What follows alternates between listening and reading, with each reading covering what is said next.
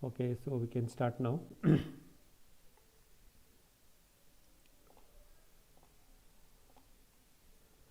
uh,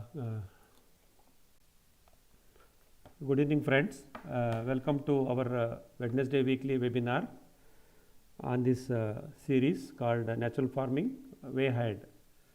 Today we will be discussing on the one of the aspect of natural farming, that is the various type of organic inputs we use to prepare organic manure or enrich our healthy soil, and what are the inputs we will use, how do we what is the combination of them, and how do they perform in our basin of the plant. So we will discuss all the things in detail. Hello. Yes, sir. Hello. Hello. No audio, sir. I'm not getting any audio. Actually, Prakash ಒಂದು ನಿಮಿಷ ಮಗು, ಒಂದು ನಿಮಿಷ ಬಾಮ, ಇದನ್ನು close ಮಾಡಿಬಿಡ sir. Link ಬೇರೆದು ಕಳಿಸಿದ್ದೀನಿ, ಆ link change ಮಾಡ್ಕೊಳ್ಳಿ. ಸರ್ ಪ್ರಕಾಶ್ ಜಿ, ನೀವು ಬೇರೆ ಲಿಂಕಿಂದ ಕನೆಕ್ಟ್ ಆಗಬೇಕು. ಇವಾಗ ಇನ್ನೊಂದು ಲಿಂಕ್ ಕಳಿಸಿದ್ದೀನಿ ವಾಟ್ಸಪ್ಪಲ್ಲಿ, ನೋಡಿಯಪ್ಪ, ಅದರಿಂದ ಕನೆಕ್ಟ್ ಆಗಿ ಪ್ಲೀಸ್. ಇದು ಹಳೆ ಲಿಂಕ್ ಇದು. ಇಲ್ಲಿರೋರೆಲ್ಲ ವೆಂಕಟೇಶ್ ಎಲ್ಲು, NVS, ಪ್ರಕಾಶ್ ಸರ್, ನೀವೆಲ್ಲ ಇನ್ನೊಂದು ಲಿಂಕಿಂದ ಬನ್ನಿ ಪ್ಲೀಸ್.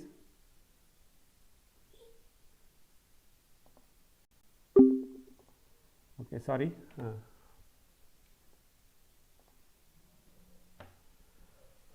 ನಮಸ್ಕಾರ ಕೃಷಿಕ ಮಿತ್ರರೇ.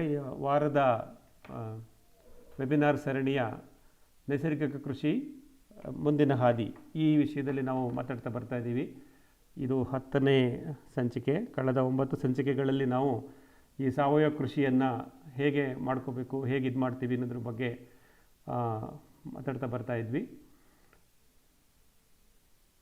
ಇದರಲ್ಲಿ ನೈಸರ್ಗಿಕ ಕೃಷಿಯ ಮುಂದಿನ ಹಾದಿ, ಇದು ನಾವು ಈ ಸರಣಿ ಕೊಟ್ಟಿರ್ತಕ್ಕಂಥ ಹೆಸರು. ಇದರಲ್ಲಿ ನಾವೇನು ಮಾಡ್ತೀವಿ ಅಂದರೆ, ಪ್ರತಿ ವಾರ ಒಂದೊಂದು ವಿಷಯವನ್ನು ತಗೊಂಡು ಅದನ್ನು ಗಮನಿಸ್ತಾ ಬರ್ತೀವಿ. ನಮ್ಮ ಉದ್ದೇಶ ಏನಿರುತ್ತೆ ಅಂದರೆ, ನಮ್ಮ ಈ ವಿಷಮುಕ್ತ ರಾಸಾಯನಿಕ ಕೃಷಿಯಲ್ಲಿ ಅಥವಾ ನೈಸರ್ಗಿಕ ಕೃಷಿಯಲ್ಲಿ ನಾವು ಹೇಗೆ ನಮ್ಮ ಒಳಸುರಿಯ ವೆಚ್ಚವನ್ನು ಕಡಿಮೆ ಮಾಡ್ಕೋಬೇಕು, ಪ್ರಕೃತಿಗೆ ಪರಿಸರಕ್ಕೆ ಹತ್ತಿರವಾಗಿ ನಾವು ಈ ಕೃಷಿಯನ್ನು ಮಾಡಬೇಕು, ಅದಕ್ಕೆ ಬೇಕಾದಂಥ ಯಾವ ರೀತಿಯ ಒಂದು ಮಾರ್ಗಗಳನ್ನು, ಮಜಲುಗಳನ್ನು ನೇಮಿಸ್ಕೋಬೇಕು, ನಮ್ಮದೇ ಆದಂಥ ಒಂದು ಫಾರ್ಮಿಂಗ್ ಫ್ರೇಮ್ವರ್ಕ್ ಅಂತ ಹೇಳ್ತೀನಿ, ಅದನ್ನು ಹೇಗೆ ಗುರುತಿಸ್ಕೋಬೇಕು ಅನ್ನೋದನ್ನು ನಾವು ಇಲ್ಲಿ ಡಿಸ್ಕಸ್ ಮಾಡ್ತಾ ಬರ್ತಾ ಇದ್ದೀವಿ. Friends, in this natural farming way forward series, we will be discussing some of the aspects of chemical free farming, that we call it as natural farming. In this we will be discussing the various dimensions of natural farming, that is, it has to be regenerative, it should use the resources renewable, nothing should go waste, and it should be self sustainable and environmental friendly. So these are all the different dimensions of our natural farming framework.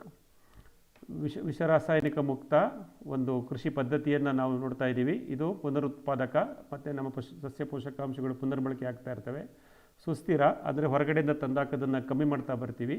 ಮತ್ತು ಪರಿಸರ ಪ್ರಿಯ, ನಾವು ಪ್ರಕೃತಿಗೆ ಮತ್ತು ಪರಿಸರಕ್ಕೆ ಹತ್ತಿರವಾಗಿ ಈ ಕೃಷಿಯನ್ನು ನಡೆಸ್ಕೊಂಡು ಹೋಗೋಕ್ಕೆ ಮಾಡ್ತಾ ಇರ್ತೀವಿ. So the main aim or the goal of this natural farming practices is reduce input cost, reduce dependency on any of the factors or external sources, have less intervention, that means you have to intervene only when there is a required, and use less labor. That's all the important part. So by looking at all these dimensions, we achieve what is called reduced cost of production, thereby increasing profitability. ನಮ್ಮ ಈ ನೈಸರ್ಗಿಕ ಕೃಷಿಯ ಮುಖ್ಯವಾದ ಗುರಿ ಒಳಸುರಿ ವೆಚ್ಚಗಳನ್ನು ಕಮ್ಮಿ ಮಾಡ್ತಾ ಬರಬೇಕು, ಪರಾವಲಂಬನೆ ಆಗಬಾರ್ದು, ಹೊರಗಡೆಯಿಂದ ತಂದಾಕೋದು, ಹೊರಗಡೆಯ ಮೇಲೆ ಅವಲಂಬಿಸೋದು, ಅದನ್ನು ನಿಲ್ಲಿಸಬೇಕು, ಮತ್ತು ಅನಗತ್ಯ ಕೆಲಸಗಳನ್ನು ಮಾಡಬಾರ್ದು. ಅವಶ್ಯಕತೆ ಇದ್ದರೆ ಮಾತ್ರ ಕೃಷಿ ಕಾರ್ಯಕ್ರಮ ನೋಡ್ಕೋಬೇಕು, ಮತ್ತು ಕೃಷಿ ಕಾರ್ಮಿಕರ ಬಳಕೆಯನ್ನು ನಾವು ಕಮ್ಮಿ ಮಾಡ್ತಾ ಬರಬೇಕು. ಯಾಕೆಂದರೆ ಕೃಷಿ ಕಾರ್ಮಿಕರು ಸಿಗಲ್ಲ, ದುರ್ಲಭ, ಸಿಕ್ಕಿದ್ರೂ ಅವರ ಕೆಲಸದ ಗುಣಮಟ್ಟ ಕಮ್ಮಿ ಆಗ್ತಾ ಇರುತ್ತೆ. ಇವೆಲ್ಲವನ್ನು ಮಾಡೋದ್ರಿಂದ ನಾವೇನು ಮಾಡ್ತೀವಿ ಅಂದರೆ, ನಮ್ಮ ಕೃಷಿಯ ಉತ್ಪಾದನಾ ವೆಚ್ಚವನ್ನು ಕಡಿಮೆ ಮಾಡ್ತಾ ಬರ್ತೀವಿ. ಯಾವಾಗ ನಮ್ಮ ಕೃಷಿ ಉತ್ಪಾದನೆ ವೆಚ್ಚ ಕಡಿಮೆ ಆಗುತ್ತೆ ಮತ್ತು ನಮ್ಮ ಮಣ್ಣು ಆರೋಗ್ಯವಾಗ್ತಾ ಬರುತ್ತೆ, ನಮ್ಮ ಫಸಲು ಮತ್ತು ಇಳುವರಿ ಮತ್ತು ಗುಣಮಟ್ಟ ಉತ್ತಮವಾಗ್ತಾ ಬರುತ್ತೆ, ಆವಾಗ ನಮ್ಮ ಕೃಷಿ ಲಾಭದಾಯಕವಾಗಿ ಹೊರಳುತ್ತೆ ಅನ್ನೋದನ್ನು ನಮ್ಮ ಅನುಭವದಿಂದ ನಾವು ಕಂಡುಹಿಡ್ಕೊತಾ ಇದ್ದೀವಿ. So what is the objective of natural farming? It is mainly to ensure quality of nutrient rich food grains for all. So how do we produce the nutritional rich healthy food? By having healthy soil. So that healthy soil will help in maintaining biodiversity, and it is environmental friendly. ನಮಗೆ ಗೊತ್ತಿರೋ ಹಾಗೆ ನೈಸರ್ಗಿಕ ಕೃಷಿ ಮುಖ್ಯವಾದ ಗುರಿ ಏನಪ್ಪ ಅಂತಂದರೆ ವಿಷರಾಸಾಯನಿಕ ರಹಿತ ಪೋಷಕಾಂಶಯುಕ್ತ ಆಹಾರ ಉತ್ಪಾದನೆ ಮಾಡಬೇಕು. ಅದು ನಮ್ಮ ಗ್ರಾಹಕರ ಆರೋಗ್ಯವನ್ನು ರಕ್ಷಣೆ ಮಾಡಬೇಕು, ಪರಿಸರ ಮತ್ತು ಜೀವ ವೈವಿಧ್ಯತೆಗೆ ಪೂರಕವಾಗಿರಬೇಕು, ಅದನ್ನು ರಕ್ಷಿಸಬೇಕು ಅಂತ ನಾವು ಒಂದು ಗುರಿಯನ್ನು ಇಟ್ಕೊಂಡು ಈ ನೈಸರ್ಗಿಕ ಕೃಷಿಯನ್ನು ಮಾಡ್ತಾ ಇದ್ದೀವಿ.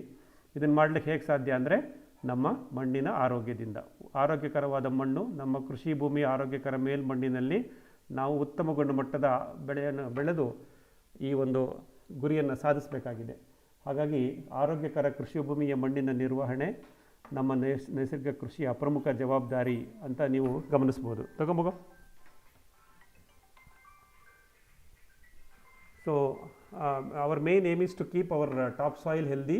If our topsoil is healthy, then the plants which grows will be healthy, and the harvest what we get will be of better quality and healthy food for all. Hence our main objective is healthy soil and its management. So how do we make our farming soil healthy? So that is our main objective. So let us look at that in detail.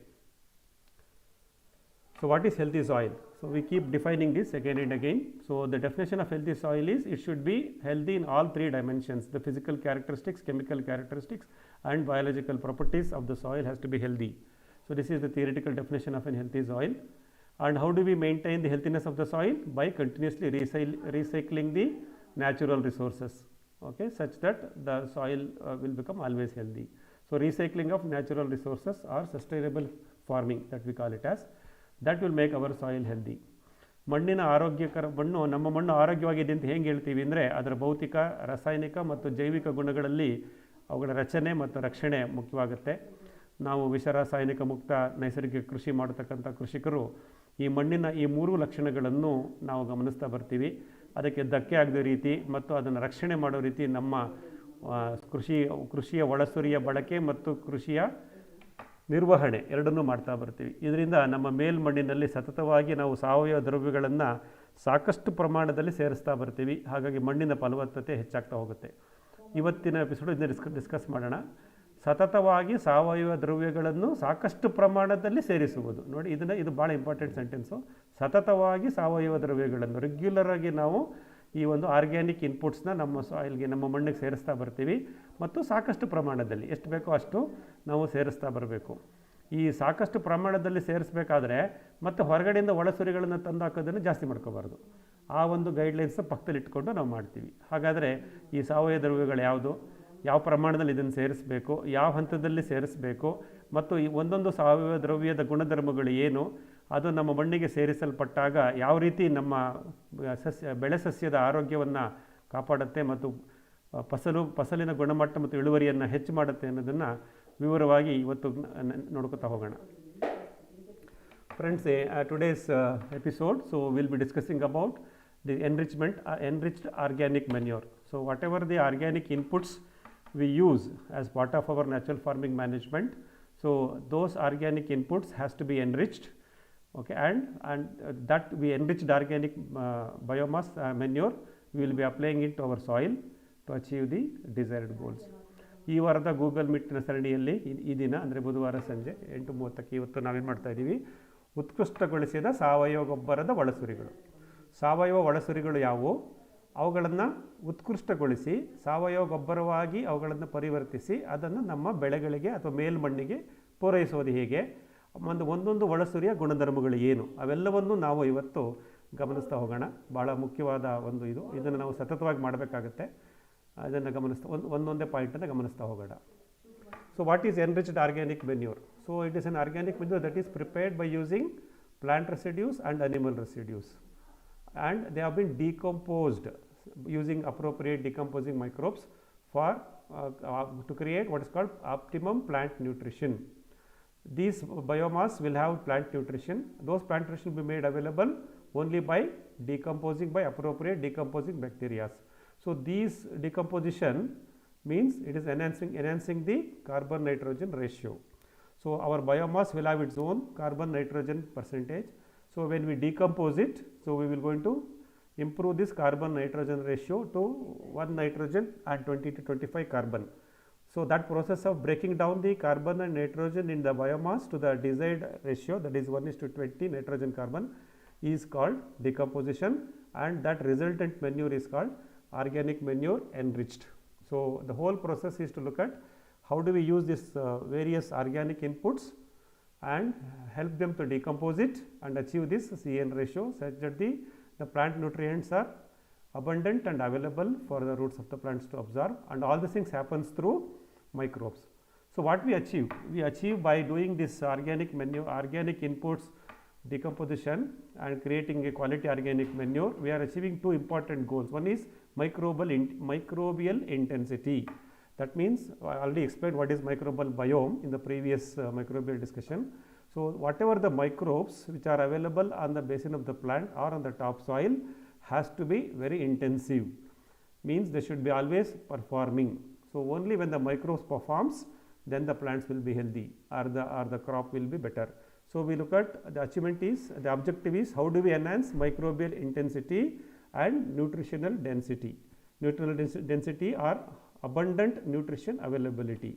So these are the two goals we will achieve by adding various organic inputs and enriching them at the target area. ಮಿತ್ರರೇ, ನಾವು ಈ ಉತ್ಕೃಷ್ಟಗೊಳಿಸಿದ ಸಾವಯವ ಗೊಬ್ಬರ ಅಂದರೆ ಏನು ಅಂತಂದರೆ, ನಮಗೆ ನಮ್ಮ ಕೃಷಿಯಲ್ಲಿ ಸಿಗ್ತಕ್ಕಂತಹ ಸಸ್ಯಾವಶೇಷಗಳು ಮತ್ತು ಪ್ರಾಣಿ ತ್ಯಾಜ್ಯಗಳನ್ನು ನಾವು ಕಾಂಪೋಸ್ಟ್ ಮಾಡ್ತೀವಿ, ವಿಘಟಿಸ್ತೀವಿ, ಸೂಕ್ಷ್ಮಜೀವಿಗಳಿಂದ ವಿಘಟಿಸಿ ಅದರಿಂದ ಸಸ್ಯ ಪೋಷಕಾಂಶಗಳು ಮತ್ತು ಉಪಕಾರಿ ಸೂಕ್ಷ್ಮಜೀವಿಗಳನ್ನು ಸೃಷ್ಟಿ ಮಾಡಿ ಅದನ್ನು ಆ ಕಾರ್ಯಚಟುವಟಿಕೆ ಕೂಡಿದಂಥ ಅಂದರೆ ಆ ಎನ್ರಿಚ್ ಆಗಿರತಕ್ಕಂಥ ಒಂದು ಸಾವಯವ ಗೊಬ್ಬರವನ್ನು ತಯಾರಿಸಿ ಅಥವಾ ಸಾವಯವ ಗೊಬ್ಬರ ತಯಾರಾಗುವ ರೀತಿ ಒಳಸುರಿಗಳನ್ನು ಜೋಡಿಸಿ ನಾವು ಮೇಲ್ಮಣ್ಣಿಗೆ ಕೊಡ್ತೀವಿ.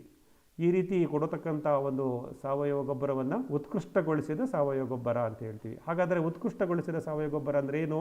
ಅದರಲ್ಲಿ ಸಾಕಷ್ಟು ಸಂಖ್ಯೆಯ ಗಾತ್ರದ ಸಸ್ಯ ಪೋಷಕಾಂಶಗಳು ಮತ್ತು ಉಪಕಾರಿ ಸೂಕ್ಷ್ಮಜೀವಿಗಳ ಒಂದು ತೀವ್ರತೆ, ಅವೆರಡನ್ನೂ ನಾವು ಇಲ್ಲಿ ಗಮನಿಸ್ತಾ ಹೋಗ್ತೀವಿ. ಸೂಕ್ಷ್ಮಜೀವಿಗಳ ತೀವ್ರತೆ, ದಟ್ ಈಸ್ ಮೈಕ್ರೋಬಿಯಲ್ ಇಂಟೆನ್ಸಿಟಿ, ಮತ್ತು ಸಸ್ಯ ಪೋಷಕಾಂಶಗಳ ಸಾಂದ್ರತೆ, ನ್ಯೂಟ್ರಿಷನಲ್ ಡೆನ್ಸಿಟಿ ಆರ್ ವಾಲ್ಯೂಮ್, ಇವೆರಡನ್ನೂ ನಾವು ಜಾಸ್ತಿ ಮಾಡ್ತಾ ಹೋಗ್ತೀವಿ. ಯಾವ ಒಂದು ನಮ್ಮ ಒಳಸುರಿಯು ಈ ಎರಡೂ ಫಲಿತಾಂಶ ನಮಗೆ ಕೊಡುತ್ತೆ, ಅಂದರೆ ಸೂಕ್ಷ್ಮಜೀವಿಗಳು ತೀವ್ರತೆಯಿಂದ ಕೆಲಸ ಮಾಡೋ ಥರ ಇರಬೇಕು ಮತ್ತು ಸಸ್ಯ ಪೋಷಕಾಂಶಗಳು ಸಾಕಷ್ಟು ವಿವಿಧ ಸಸ್ಯ ಪೋಷಕಾಂಶಗಳು ಲಬ್ಧ ರೀತಿಯಲ್ಲಿ ಅವೈಲಬಲ್ ಫಾರ್ಮ್ಯಾಟಲ್ಲಿ ಇರಬೇಕು. ಅದನ್ನು ಮಾಡತಕ್ಕಂಥ ಒಂದು ಒಳಸುರಿಯನ್ನು ನಾವು ಉತ್ಕೃಷ್ಟಗೊಳಿಸಿದ ಸಾವಯವ ಗೊಬ್ಬರ ಅಂತ ಕರಿಬೋದು.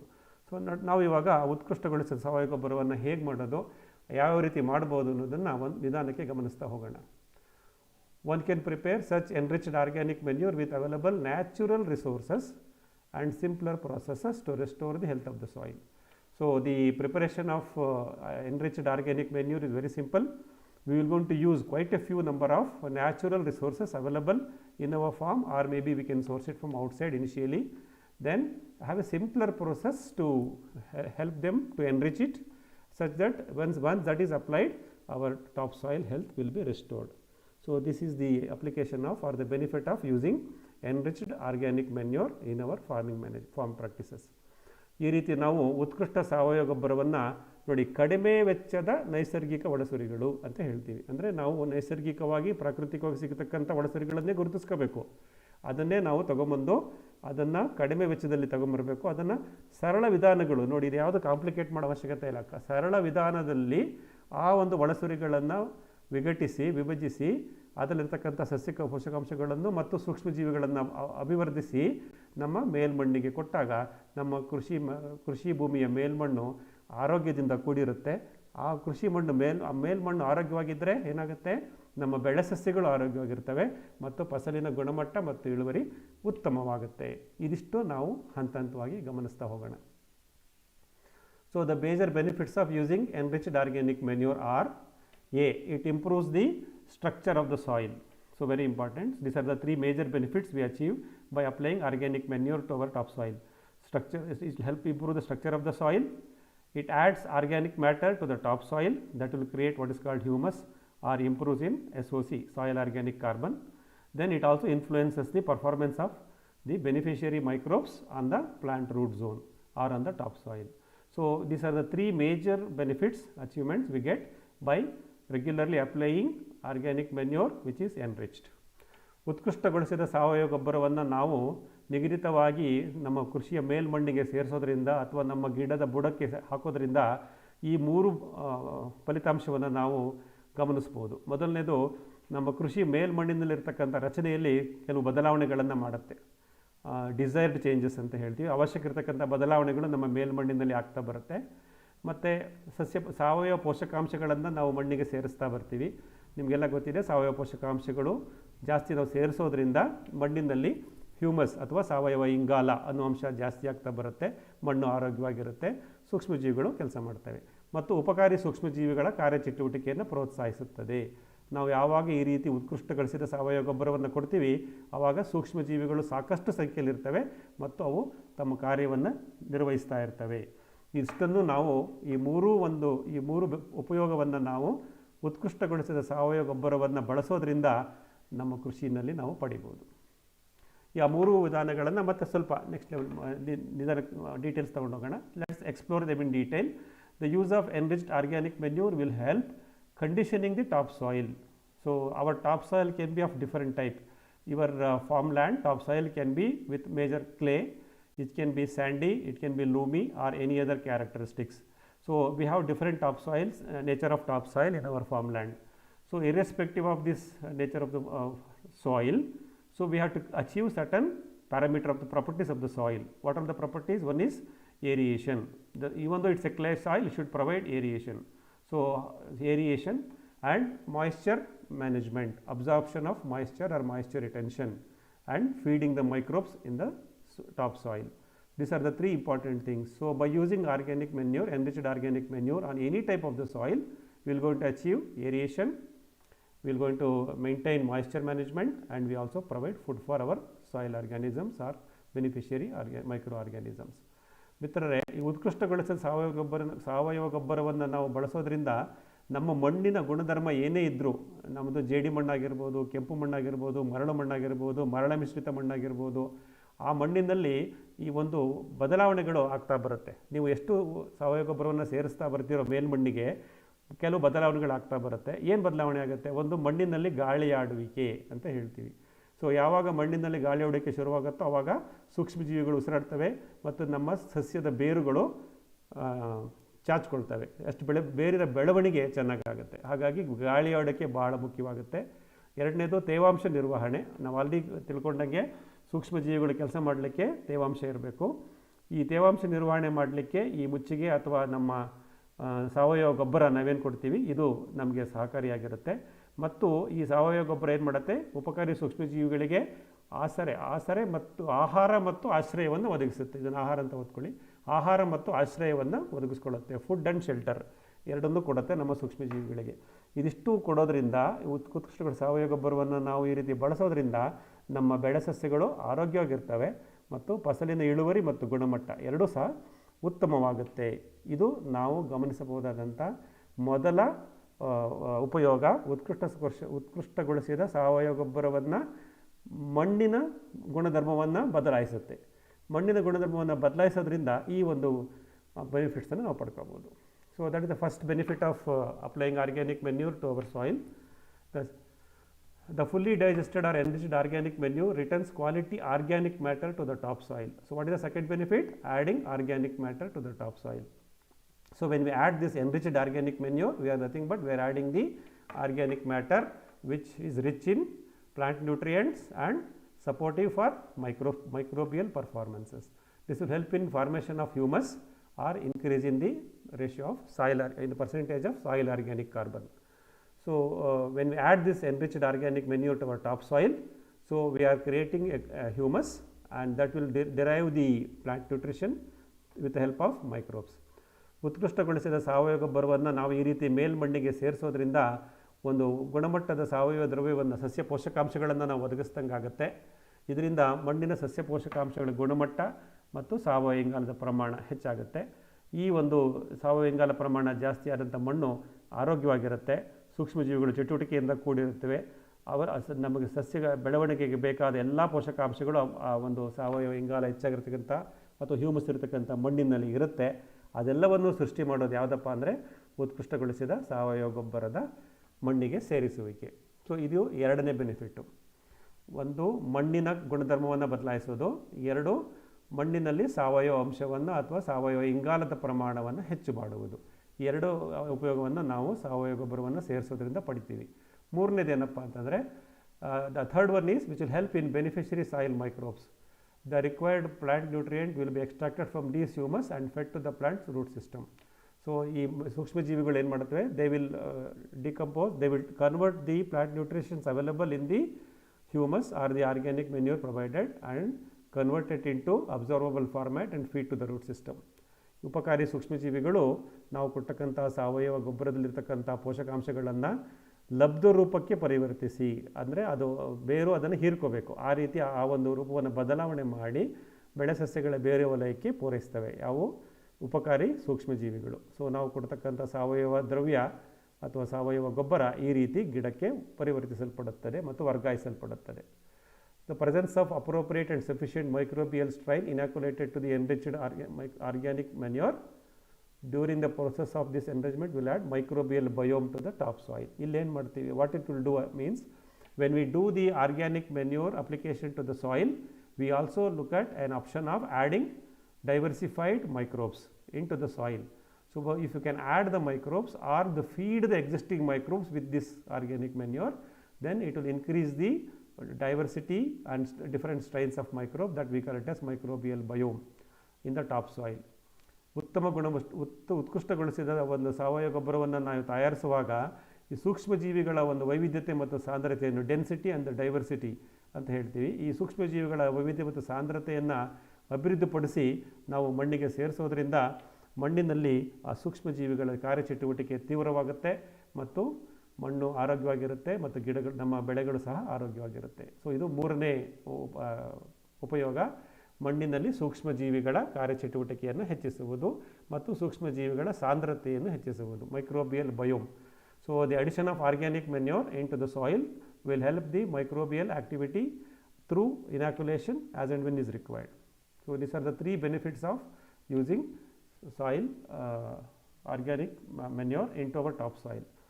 These added microbes will form a coexistence relationship with the native soil microorganisms to intensify their performance, thus results in health of the soil. So when we add microbes, we should ensure that they coexist with the existing native soil microbes. So they should not conflict, they should complement together. That will happen naturally. So that will increase the health of the soil. ನಾವು ಹೊರಗಿನಿಂದ ಸೇರಿಸಲ್ಪಟ್ಟ ಉಪಕಾರಿ ಸೂಕ್ಷ್ಮಜೀವಿಗಳು ಮತ್ತು ನಮ್ಮ ಬೇರುವಲಲ್ಲಿ ಇರತಕ್ಕಂಥ ಸ್ಥಳೀಯ ಸೂಕ್ಷ್ಮಜೀವಿಗಳು, existing native microbes and added microbes ಅಂತ ಇದನ್ನು ಕರಿತೀವಿ. ಸೊ ಈ ಸ್ಥಳೀಯ ಸೂಕ್ಷ್ಮಜೀವಿಗಳು ಮತ್ತು ನಾವು ಹೊರಗಿಂದ ಸೇರಿಸಿದ ಸೂಕ್ಷ್ಮಜೀವಿಗಳು ಜೊತೆಗೂಡಿ ಮಣ್ಣಿನ ಆರೋಗ್ಯ ರಕ್ಷಣೆಗೆ ಕಾರ್ಯತತ್ಪರವಾಗುತ್ತವೆ. ಆ ರೀತಿಯ ಒಂದು ಚಟುವಟಿಕೆ ಈ ಸಾವಯವ ಉತ್ಕೃಷ್ಟಗೊಳಿಸಿದ ಸಾವಯವ ಗೊಬ್ಬರವನ್ನು ಬಳಸೋದ್ರಿಂದ ಆಗೋದನ್ನು ನಾವು ಗಮನಿಸ್ಬೋದು. ಸೊ ಇದು 3 ನಮ್ಮ ಸಾವಯವ ಗೊಬ್ಬರದ ಬಳಕೆಯ ಪ್ರಯೋಜನಗಳು ಅಥವಾ ಉಪಯೋಗಗಳು ಅಂತ ಗಮನಿಸೋಣ. ಮುಂದಿನ ಹಂತದಲ್ಲಿ ನಾವಿವಾಗ ಈ 4 ಥರದ ಸಾವಯವ ಒಳಸುರಿಗಳು ಅಂತ ಹೇಳ್ತೀವಿ. ಯಾವ್ಯಾವ ಒಳಸುರಿಗಳಿವೆ, ಅದನ್ನು ಯಾವ ರೀತಿ ಉಪಯೋಗಿಸ್ತೀವಿ, ಅದರದ್ದು ಪರಿಣಾಮ ಏನಿರುತ್ತೆ ಅನ್ನೋದನ್ನು ಈ ಮುಂದಿನ 4 ಸ್ಲೈಡಲ್ಲಿ ಗಮನಿಸ್ತಾ ಹೋಗೋಣ. Friends, on the next level ನಾವು will understand what are the elements, the inputs which will be used to prepare enriched organic manure. So there are so many raw materials which are available naturally. We will going to use them, and we use them and prepare what is called enriched organic manure to achieve the above 3 benefits. So which the organic manure, organic inputs which we can identify around our farm and use it to create this enriched organic manure can be of 4 types. First one is mulching material or mulching compost. Second one is nutritional compost. Third one is fertilization compost, and fourth one is microbial inoculation compost. Like that we have 4 types of inputs, resources available, and we can use all these 4 in any of the combination to achieve what is called enriched organic manure added to our topsoil. So we will discuss all these things one by one. ನಾವು ಈ ಉತ್ಕೃಷ್ಟ ಸಾವಯವ ಗೊಬ್ಬರ ತಯಾರಿಕೆಯಲ್ಲಿ ಬಳಸ್ತಕ್ಕಂಥ ಒಳದ್ರವ್ಯಗಳನ್ನು 4 ಭಾಗಗಳಾಗಿ ಗಮನಿಸ್ಬೋದು. ಒಂದು ಮುಚ್ಚಿಗೆಯಾಗಿ ಬಳಸ್ತಕ್ಕಂಥ ಒಳಸುರಿಗಳು ಅಥವಾ ಮುಚ್ಚಿಗೆಯ ಗೊಬ್ಬರ ಅಂತ ಅದನ್ನು ಕರಿತೀವಿ. ಎರಡನೇದು ಪೋಷಕಾಂಶಗಳನ್ನು ಕೊಡ್ತಕ್ಕಂಥ ಗೊಬ್ಬರ, ನ್ಯೂಟ್ರಿಷನಲ್ ಮೆನ್ಯೂರ್ ಅಂತ ಹೇಳ್ತೀವಿ. ಅದರಲ್ಲಿ ಸಾಕಷ್ಟು ಸಸ್ಯ ಪೋಷಕಾಂಶಗಳಿರೋ ಥರ ಇರುವಂಥ ಒಂದು ಒಳದ್ರವ್ಯಗಳನ್ನು ಬಳಸ್ತೀವಿ. ಮೂರನೇದು ಸಾವಯವ ಪೋಷಕಾಂಶಗಳ ಗೊಬ್ಬರ, ಸಾರಜನಕಯುಕ್ತ ಸಾವಯವ ಪೋಷಕಾಂಶ ಗೊಬ್ಬರ ಅಂತ ಹೇಳ್ತೀವಿ. ಅದನ್ನು ನಾವು ಫರ್ಟಿಲೈಸೇಷನ್ ಅಂದರೆ ಫರ್ಟೈಲ್, ಅದರ ಬಗ್ಗೆ ಅದೊಂದು ರೀತಿಯ ಒಳಸುರಿಯನ್ನು ನಾವು ಗಮನಿಸ್ತೀವಿ. ಮತ್ತು ನಾಲ್ಕನೇದಾಗಿ ಉಪಕಾರಿ ಸೂಕ್ಷ್ಮಜೀವಿಗಳನ್ನು ಸೇರಿಸುವ ಗೊಬ್ಬರ, ಇನಾಕ್ಯುಲೇಷನ್ ಆಫ್ ಮೈಕ್ರೋಬ್ಸ್ ಅಂತ ಹೇಳ್ತೀವಿ. ಉಪಕಾರಿ ಸೂಕ್ಷ್ಮಜೀವಿಗಳನ್ನು ಮಣ್ಣಿಗೆ ಸೇರಿಸ್ತಕ್ಕಂಥ ಒಂದು ವಿಧಾನ ಇರುತ್ತೆ. ಅದನ್ನು ನಾವು ಒಂದು ಒಳಸುರಿಯಾಗಿ ನಾವು ಮಣ್ಣಿಗೆ ಸೇರಿಸ್ತೀವಿ. ಇದಕ್ಕೆ ಜೈವಿಕ ಗೊಬ್ಬರಗಳು ಅಂತ ಕರೀತಾರೆ. ಈ 4 ವಿಧಾನವನ್ನು ಅಂದರೆ ಮುಚ್ಚಿಗೆಯ ಗೊಬ್ಬರ, ಅತಿ ಸಾಂದ್ರತೆಯ ಪೋಷಕಾಂಶಗಳ ಗೊಬ್ಬರ, ಸಾರಜನಯುಕ್ತ ಸಸ್ಯ ಪೋಷಕಾಂಶಗಳ ಗೊಬ್ಬರ ಮತ್ತು ಉಪಕಾರಿ ಸೂಕ್ಷ್ಮಜೀವಿಗಳನ್ನು ಸೇರಿಸುವ ಗೊಬ್ಬರ, ಈ 4 ವಿಧಾನಗಳನ್ನು ನಾವು ಅನುಸರಿಸಿ ಬಳಸಿ ಆ ಒಂದು ದ್ರವ್ಯಗಳನ್ನು, ಒಳಸುರಿಗಳನ್ನು ನಮ್ಮ ಮಣ್ಣಿಗೆ ಸೇರಿಸ್ತಾ ಬರ್ತೀವಿ. ಹಾಗಾಗಿ ನಮ್ಮ ಮಣ್ಣಿನಲ್ಲಿ ಉತ್ಕೃಷ್ಟವಾದಂಥ ಸಾವಯವ ಗೊಬ್ಬರವನ್ನು ನಾವು ತಲುಪಿಸ್ದಂಗಾಗುತ್ತೆ. So will understand these 4 in detail one by one. First one is mulching compost, second one is nutrition rich compost, third one is fertilization or the nitrogenous manure based compost, and the fourth one is microbial inoculation. So we will look at all these 4 in detail now. First one is mulching compost. This mulching compost essentially consists of various mulching material. What are the mulching material? There will be crop residues, whatever available in our farm. We are going to generate some mulching biomass. We are going to chop and drop various green manure plants and trees around our farm. That is the mulching biomass. Then we will also use what is called non-harmful natural resources. So they are all natural resources and doesn't create any harmness to our soil or to the microbes. These are called non-harmful natural resources. What are they? They are coconut coir waste, wood chips from the sawmill, paddy husk as a byproduct from rice mill, and areca husk, etc. So these are all non-hazardous natural sources available. By using any of these or all of these, we can achieve what is called mulching biomass, and that will result into a manure later, that is called mulching compost. ಮುಚ್ಚಿಗೆ ಗೊಬ್ಬರದಲ್ಲಿ ನಾವು ನಮ್ಮ ಸಸ್ಯದಲ್ಲಿ ಬೆಳೆ ತ್ಯಾಜ್ಯಗಳು, ನಾವೇನು crop residues ಬೆಳಿತೀವಲ್ಲ, ಆ ಬೆಳೆ ತ್ಯಾಜ್ಯಗಳನ್ನು ಉಪಯೋಗಿಸ್ತೀವಿ. ಮತ್ತು ಮುಚ್ಚಿಗೆ ದ್ರವ್ಯಗಳು, ನಮ್ಮಲ್ಲಿ ಬರ್ತಕ್ಕಂಥ ಹಸಿರೆಲೆ ಗೊಬ್ಬರದ ಗಿಡಗಳನ್ನು ಕತ್ತರಿಸಿ ಮುಚ್ಚಿಗೆ ದ್ರವ್ಯಗಳನ್ನು ತಯಾರು ಮಾಡ್ಕೊಳ್ತೀವಿ. ಅದನ್ನು ನಾವು ಮುಚ್ಚಿಗೆಗೆ ಉಪಯೋಗಿಸ್ತೀವಿ. ಮತ್ತು ಅಪಾಯಕಾರಿ ಅಲ್ಲದ ನೈಸರ್ಗಿಕ ಒಳಸುರಿಗಳು, ಇವೆಲ್ಲ ನೈಸರ್ಗಿಕ ಒಳಸುರಿ, ಯಾವುದೂ ಇದು ರಾಸಾಯನಿಕ ಇರಲ್ಲ, ಸ್ವಾಭಾವಿಕವಾಗಿ ನೈಸರ್ಗಿಕವಾಗಿ ದೊರೆತಕ್ಕಂಥ ಒಳಸುರಿಗಳು. ಯಾವುದು? ತೆಂಗಿನಾರಿನ ಪುಡಿ, ಮರದ ಹೊಟ್ಟು ಅಥವಾ ಮರದ ಚಕ್ಕೆ, ಭತ್ತದ ಹೊಟ್ಟು, ಮತ್ತು ಅಡಿಕೆಕಾಯಿ ಸುಲಿದ ಸಿಪ್ಪೆ ಇತ್ಯಾದಿಗಳು. ನಮ್ಮ ಸುತ್ತಮುತ್ತ ಏನು ಸಿಗುತ್ತೋ ಅದು ನಮ್ಮ ತೋಟದಲ್ಲಿ ಸಿಗೋದು, ಮತ್ತು ಅಕ್ಕಪಕ್ಕ ಕಡಿಮೆ ವೆಚ್ಚದಲ್ಲಿ ತರುವಂಥದ್ದನ್ನೆಲ್ಲ ತಂದು ನಾವು ಮುಚ್ಚಿಗೆ ಗೊಬ್ಬರವಾಗಿ ಬಳಸ್ತೀವಿ. ಸೊ ಮೊದಲನೇ ಒಳಸುರಿ ಮುಚ್ಚಿಗೆ ಗೊಬ್ಬರ. ಅದಕ್ಕೆ ನಾವು ಬಳಸತಕ್ಕಂಥವು ಈ ರೀತಿಯ ಒಂದು ಒಳಸುರಿಗಳು. ಇದೆಲ್ಲ ನಮಗೆ ನಮ್ಮ ತೋಟದಲ್ಲೇ ಸಿಗುತ್ತೆ ಅಥವಾ ಅಕ್ಕಪಕ್ಕ ಸಿಗುತ್ತೆ, ನಾವು ತಂದು ಹಾಕೊಂಡ್ಬಿಡ್ಬೋದು. That is about the mulching compost. These types of mulching, generally we do the mulching around the basin, will help moisture retention, provide aeration and shelter and food for our soil organisms including microorganisms. Mulching also helps in weed management and help plant nutrition recycle. The very important thing. So mulching is one of the very inexpensive way of enriching our soil or preparing a enriched organic manure. So by doing mulching mainly to the basin of the plant, what we achieve? It helps in moisture retention, so thereby less water usage in the farm. So provide aeration for the root zones and as well as for microbes, and it provides food and shelter for our various soil organisms including beneficiary microbes. Mulching also helps in weed management and help the plant nutrition recycle. When you do mulching, it will suppress the weeds growth because it will create a layer. The weeds will not get the sunlight, so they cannot grow. So a thick mulching, natural mulching will help in weed management. Whatever the biomass we use for mulching, eventually it gets decomposed and become plant nutrient with the help of microbes, and thereby the nutrition recycle will happen. In the previous crop, whatever the nutrition has been absorbed from the topsoil, which will be fed back again through this decomposition of mulching organic biomass. ಈ ರೀತಿ ಮುಚ್ಚಿಗೆಯು ಮಣ್ಣಿನ ತೇವಾಂಶದ ನಿರ್ವಹಣೆ, ಸಸ್ಯದ ಬೇರು ವಲಯದಲ್ಲಿ ಗಾಳಿಯಾಡುವಿಕೆ ಮತ್ತು ಉಪಕಾರಿ ಸೂಕ್ಷ್ಮಜೀವಿಗಳಿಗೆ ಆಶ್ರಯ ಮತ್ತು ಆಹಾರವನ್ನು ಒದಗಿಸುತ್ತದೆ. ಇದನ್ನು ನಾವು ಮುಚ್ಚಿಗೆ ಉಪಯೋಗಗಳಲ್ಲಿ ಗಮನಿಸಿದ್ದೀವಿ. ಇದನ್ನು ನಾವು ಮತ್ತೆ ಈ ಮುಚ್ಚಿಗೆ ಮಾಡೋದ್ರಿಂದ ಪಡ್ಕೊಳ್ತೀವಿ. ಇದರ ಜೊತೆಗೆ ಕಳೆಯ ನಿರ್ವಹಣೆ, ಅಂದರೆ ನಾವು ಥಿಕ್ ಮಲ್ಚಿಂಗ್ ಮಾಡ್ತೀವೋ ಅಥವಾ ಮುಚ್ಚಿಗೆ ಮಾಡ್ತಾ ಬರ್ತೀವೋ ಅಲ್ಲಿ ಕಳೆ ಸಸ್ಯಗಳಿಗೆ ಬೆಳಕು ಸಿಗಲ್ಲ, ಸೂರ್ಯನ ಬೆಳಕು. ಹಾಗಾಗಿ ಅದರದ್ದು ಬೆಳವಣಿಗೆ ಕುಂಠಿತವಾಗುತ್ತೆ ಮತ್ತು ನಾವು ಕೊಟ್ಟಂಥ ಮುಚ್ಚಿಗೆ ದ್ರವ್ಯಗಳು ವಿಘಟಿಸಿ ಮತ್ತು ಸಸ್ಯ ಪೋಷಕಾಂಶಗಳಾಗಿ ಮೇಲ್ಮಣ್ಣನ್ನು ಮತ್ತೆ ಸೇರುತ್ತವೆ. ಅಂದರೆ ಇದೊಂಥರ ನಮಗೆ ಒಂದು ಸಸ್ಯ ಪೋಷಕಾಂಶಗಳ ಪುನರ್ಬಳಕೆಗೆ ಒಂದು ಸಹಾಯ ಮಾಡುತ್ತೆ ಅನ್ನೋದನ್ನು ನೀವು ಗಮನಿಸ್ಬೋದು. So mulching compost is very important, which is inexpensive, and most of the material for mulching can be produced within our farm or can be sourced inexpensively around our farm. ಈ ರೀತಿ ನಾವು ಮುಚ್ಚಿಗೆ ಗೊಬ್ಬರವನ್ನು ಒಳಸುರಿಯನ್ನು ಬಳಸೋದ್ರಿಂದ ಇಷ್ಟು ನಮಗೆ ಉಪಯೋಗಗಳಿದೆ. ಮುಚ್ಚಿಗೆ ಬೇಕಾದಂಥ ಮುಚ್ಚಿಗೆ ದ್ರವ್ಯಗಳು ನಾವೇನು ಹೇಳಿದ್ವಿ ಅದನ್ನು ನಮ್ಮ ಕೃಷಿ ಭೂಮಿಯಲ್ಲಿ ನಾವೇ ಉತ್ಪಾದಿಸಿಕೊಂಡು ಮುಚ್ಚಿಗೆ ಮಾಡ್ಬೋದು, ಅಥವಾ ನಮ್ಮ ಕೃಷಿ ಪ್ರದೇಶದ ಅಕ್ಕಪಕ್ಕ ಸಿಗ್ತಕ್ಕಂಥ ಒಂದು ಈ ಸ್ವಾಭಾವಿಕ ಸಂಪನ್ಮೂಲಗಳಿಂದ ಕಡಿಮೆ ವೆಚ್ಚದಲ್ಲಿ ತಗೊಂಬಂದು ಬಳಸಬೇಕಾಗತ್ತೆ. ಪ್ರಾಥಮಿಕ ದಿನಗಳಲ್ಲಿ ಇದನ್ನೆಲ್ಲ ತರಬೇಕಾಗುತ್ತೆ ಮಿತ್ರರೇ. ಆಮೇಲೆ ನಮ್ಮ ತೋಟದಲ್ಲಿ ಬಯೋಮಾಸ್ ಅಂತ ಹೇಳ್ತೀವಲ್ಲ, ಅದು ಜಾಸ್ತಿ ಉತ್ಪಾದನೆ ಆಗ್ತಾ ಹೊರಗಡೆಯಿಂದ ತಂದು ಹಾಕೋದು ಕಮ್ಮಿ ಆಗ್ತಾ ಬರುತ್ತೆ. That we can observe. The next natural input for enriched organic manure is highly nutrient rich compost.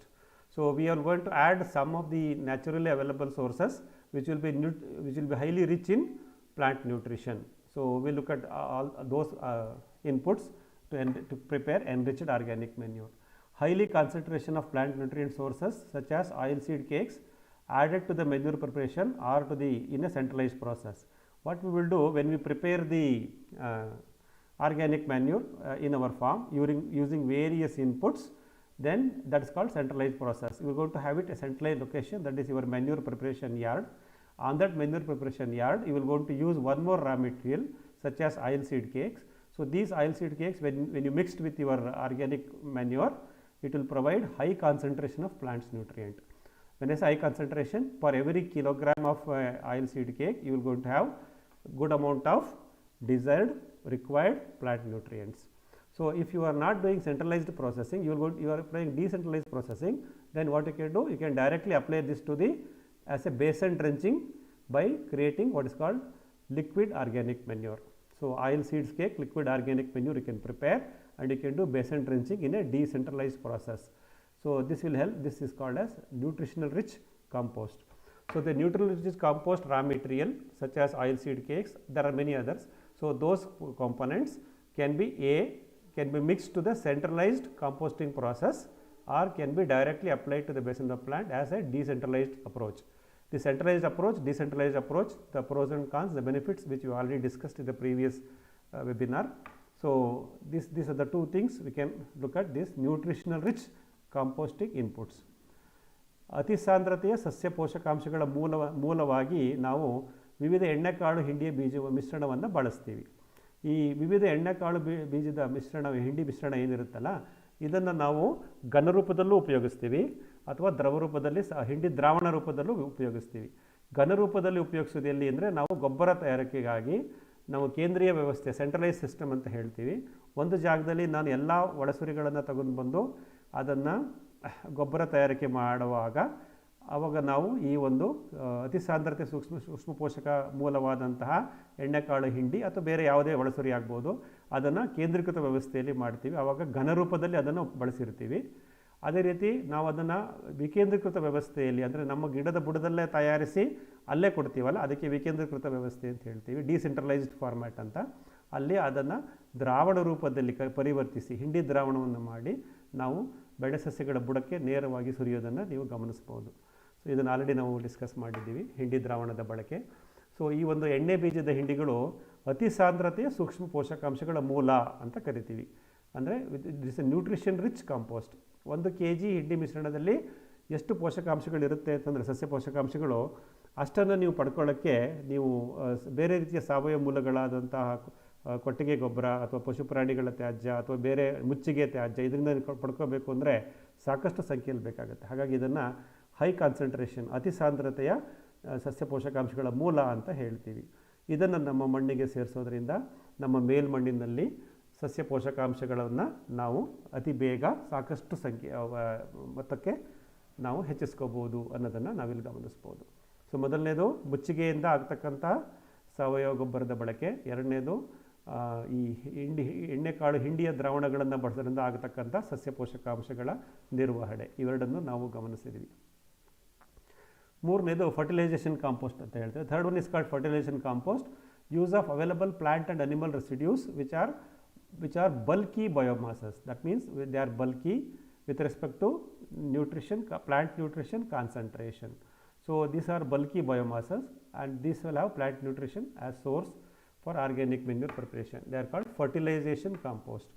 These fertilization compost will increase the fertility of the enriched organic manure. So we are going to use farmyard manure or plant biomass and we decompose them so to achieve fertility. So this is called fertilization compost. The third input is the animal residues and plant residues that we can use it to prepare manure or organic manure and apply to the basin of the plants. ಸಾವಯವ ಗೊಬ್ಬರದ ಮೂಲವಾಗಿ ನಾವು ಸಸ್ಯ ಉಳಿಕೆಗಳನ್ನು ಮತ್ತು ಪ್ರಾಣಿ ತ್ಯಾಜ್ಯಗಳನ್ನು ಬಳಸಿ ಉತ್ಕೃಷ್ಟಗೊಳಿಸಿದ ಸಾವಯವ ಗೊಬ್ಬರವನ್ನು ತಯಾರು ಮಾಡ್ಕೊಳ್ತೀವಿ. ಇದನ್ನು ಒಂದು ಒಳಸುರಿಯಾಗಿ ಬಳಸ್ತೀವಿ. ಯಾವುದನ್ನು? ನಮ್ಮ ಸಸ್ಯ ಉಳಿಕೆಗಳನ್ನು ಮತ್ತು ಪ್ರಾಣಿ ತ್ಯಾಜ್ಯಗಳನ್ನು ಬಳಸ್ತೀವಿ. ಈ ಮೂಲಗಳಲ್ಲಿ ಲಬ್ಧ ಸಸ್ಯ ಪೋಷಕಾಂಶಗಳ ಪ್ರಮಾಣ ಕಡಿಮೆ ಇರುತ್ತೆ.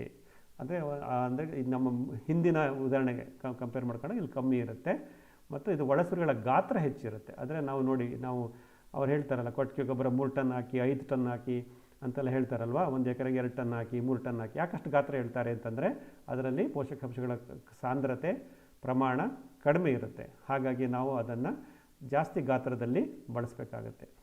ಇದನ್ನು ನಾವು ಫರ್ಟಿಲೈಸೇಷನ್ ಕಾಂಪೋಸ್ಟ್ ಅಂತ ಅಥವಾ ಸಸ್ಯ ಪೋಷಕಾಂಶಗಳು ಕಡಿಮೆ ಇದ್ರೂ ಸಹ ಸಾಕಷ್ಟು ಗಾತ್ರದಲ್ಲಿ ಅದನ್ನು ನಾವು ಬಳಸೋದನ್ನು ನೀವು ಗಮನಿಸ್ಬೋದು.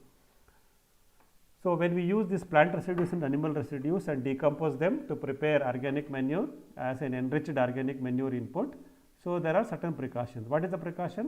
When we start decomposing them or composting them, the animal residues mainly, they results in what is called creation of harmful bacteria. The process of decaying can create harmful bacteria, or they himself, the raw material itself can derive certain raw material harmful bacteria within them.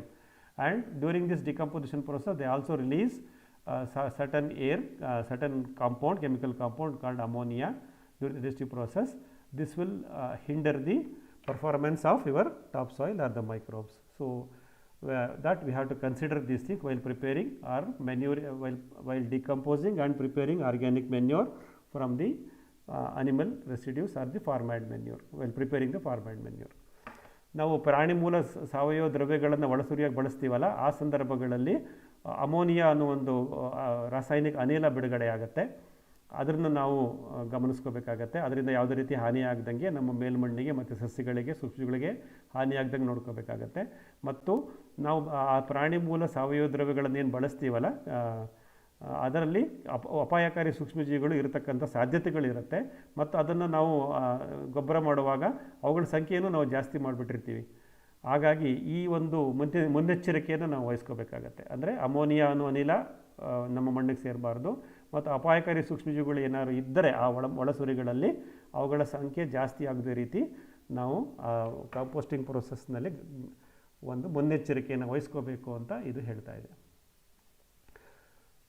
So the plant nutrition availability in fertilization compost is much lesser than the nutritional rich compost. Now the nutrition rich compost, the amount of plant nutrition is very high with respect to its weight, whereas in the fertilization compost, as I said, it is a bulky material, so that will have relatively less plant nutrition compared to nutritional rich composting material. ಸಸ್ಯ ಪೋಷಕಾಂಶಗಳ ಲಭ್ಯತೆ ಈ ಸಾವಯವ ಒಳಸುರಿಗಳಾದ ಸಸ್ಯ ತ್ಯಾಜ್ಯಗಳು ಮತ್ತು ಪ್ರಾಣಿ ತ್ಯಾಜ್ಯಗಳಿಂದ ನಾವೇನು ಮಾಡ್ತೀವಲ್ಲ, ಇದರಲ್ಲಿ ಸಸ್ಯ ಪೋಷಕಗಳ ಲಭ್ಯತೆ ಕಡಿಮೆ ಇರುತ್ತೆ. ಯಾವುದಕ್ಕೆ ಹೋಲಿಸಿದ್ರೆ ಅತಿ ಸಾಂದ್ರತೆಯ ಸಾವಯವ ಗೊಬ್ಬರ ಒಳಸುರಿಯಲ್ಲಿ, ಅಂದರೆ ನಾವು ಹಿಂಡಿ ಅಥವಾ ಹಿಂಡಿ ದ್ರಾವಣ ಎಲ್ಲ ಮಾಡ್ತೀವಲ್ಲ, ಇದರಲ್ಲಿ ಸಿಗತಕ್ಕಂಥ ಸಸ್ಯ ಪೋಷಕಾಂಶಗಳ ಸಾಂದ್ರತೆಗೂ ಮತ್ತು ಸಸ್ಯ ತ್ಯಾಜ್ಯ ಮತ್ತು ಪ್ರಾಣಿ ತ್ಯಾಜ್ಯಗಳನ್ನು ಉಪಯೋಗಿಸಿ ಮಾಡತಕ್ಕಂಥ ಗೊಬ್ಬರದ ಸಾಂದ್ರತೆಗೂ ಅಲ್ಲಿ ವ್ಯತ್ಯಾಸ ಇರುತ್ತೆ. ಅದು ಕಡಿಮೆ ಇರುತ್ತೆ ಮತ್ತು ಇದರಲ್ಲಿ ಜಾಸ್ತಿ ಇರುತ್ತೆ ಇರೋದನ್ನು ನಾವು ಗಮನಿಸ್ತಾ ಹೋಗ್ಬೋದು. ಮಿತ್ರ, ಇದನ್ನು ನಾನು ಯಾವ್ದು ಬೆಸ್ಟು ಯಾವ್ದು ವರ್ಸ್ಟ್ ಅಂತ ಹೇಳ್ತಿಲ್ಲ, ಎಲ್ಲವೂ ಅದರದೇ ಆದಂಥ ಕಾಂಟ್ರಿಬ್ಯೂಷನ್ ಮಾಡ್ತಾ ಇರುತ್ತೆ. ಅದನ್ನು ನಾವು ಗಮನಿಸ್ಕೊಂಡು ನಮ್ಮ ಇವೆಲ್ಲವನ್ನು 4 ನಾವು ಬಳಸಬೇಕು. ಮುಚ್ಚಿಗೆ ಮಾಡಬೇಕು, ಹಿಂಡಿ ಮೂಲಗಳನ್ನು ಬಳಸಬೇಕು, ಸಸ್ಯ ತ್ಯಾಜ್ಯಗಳು ಪ್ರಾಣಿ ತ್ಯಾಜ್ಯಗಳನ್ನು ಬಳಸಬೇಕು ಮತ್ತು ಸೂಕ್ಷ್ಮಗಳನ್ನು ಸೇರಿಸಬೇಕು. 4 ಮಾಡ್ತೀವಿ. ಅದರ ಗುಣಧರ್ಮಗಳನ್ನು ಅದರ ವ್ಯತ್ಯಾಸಗಳನ್ನು ಇಲ್ಲಿ ತಮ್ಮ ಗಮನಕ್ಕೆ ತರೋಕ್ಕೆ ಪ್ರಯತ್ನ ಮಾಡ್ತಾ ಇದ್ದೀನಿ. ಸೊ ನಾಲ್ಕನೇ ಒಳಸುರಿ ಏನಪ್ಪ ಅಂತಂದರೆ inoculant compost. The fourth one is called inoculant compost. In this process at which the layer of microbial biome, either solid or the liquid form, is added to the topsoil to enhance the plant nutrient absorption from the microbial activity. So our topsoil may or may not have sufficient microbial diversity, the native soil, native microbes we call now. Sometimes we may have to add the microbes, we have to feed the microbes to the soil. The inoculation, that process is called inoculation of microbes. So when we do inoculation of microbes, so we are going to choose certain microbial source culture that can be in the powder form or in the liquid form, and that microbial source culture will be inoculated through the compost while before application of centralized compost prepared into the basin of the plant or directly onto the topsoil or the basin of the plant. So while preparing this enriched organic manure, we will going to add the microbial inoculant into this. So this is how we are going to add the microbial density and diversity on the basin of the plant for its performance. ಸೂಕ್ಷ್ಮ ಜೀವಿಗಳ ಸೇರಿಸುವಿಕೆಯಿಂದ ನಾವು ಉತ್ಕೃಷ್ಟಗೊಳಿಸಿದ ಸಾವಯವ ಗೊಬ್ಬರವನ್ನು ತಯಾರಿಸ್ತೀವಿ. ಇದರಲ್ಲಿ ಏನು ಮಾಡ್ತೀವಿ ಅಂದರೆ ನಮ್ಮ ನೈಸರ್ಗಿಕ ಮಣ್ಣಿನಲ್ಲಿ ಏನು ಉಪಕಾರಿ ಸೂಕ್ಷ್ಮಜೀವಿಗಳಿದೆಯಲ್ಲ ಅವುಗಳ ಸಂಖ್ಯೆಯನ್ನು ನಾವು ಜಾಸ್ತಿ ಮಾಡಿದಂಗೆ ಆಗುತ್ತೆ.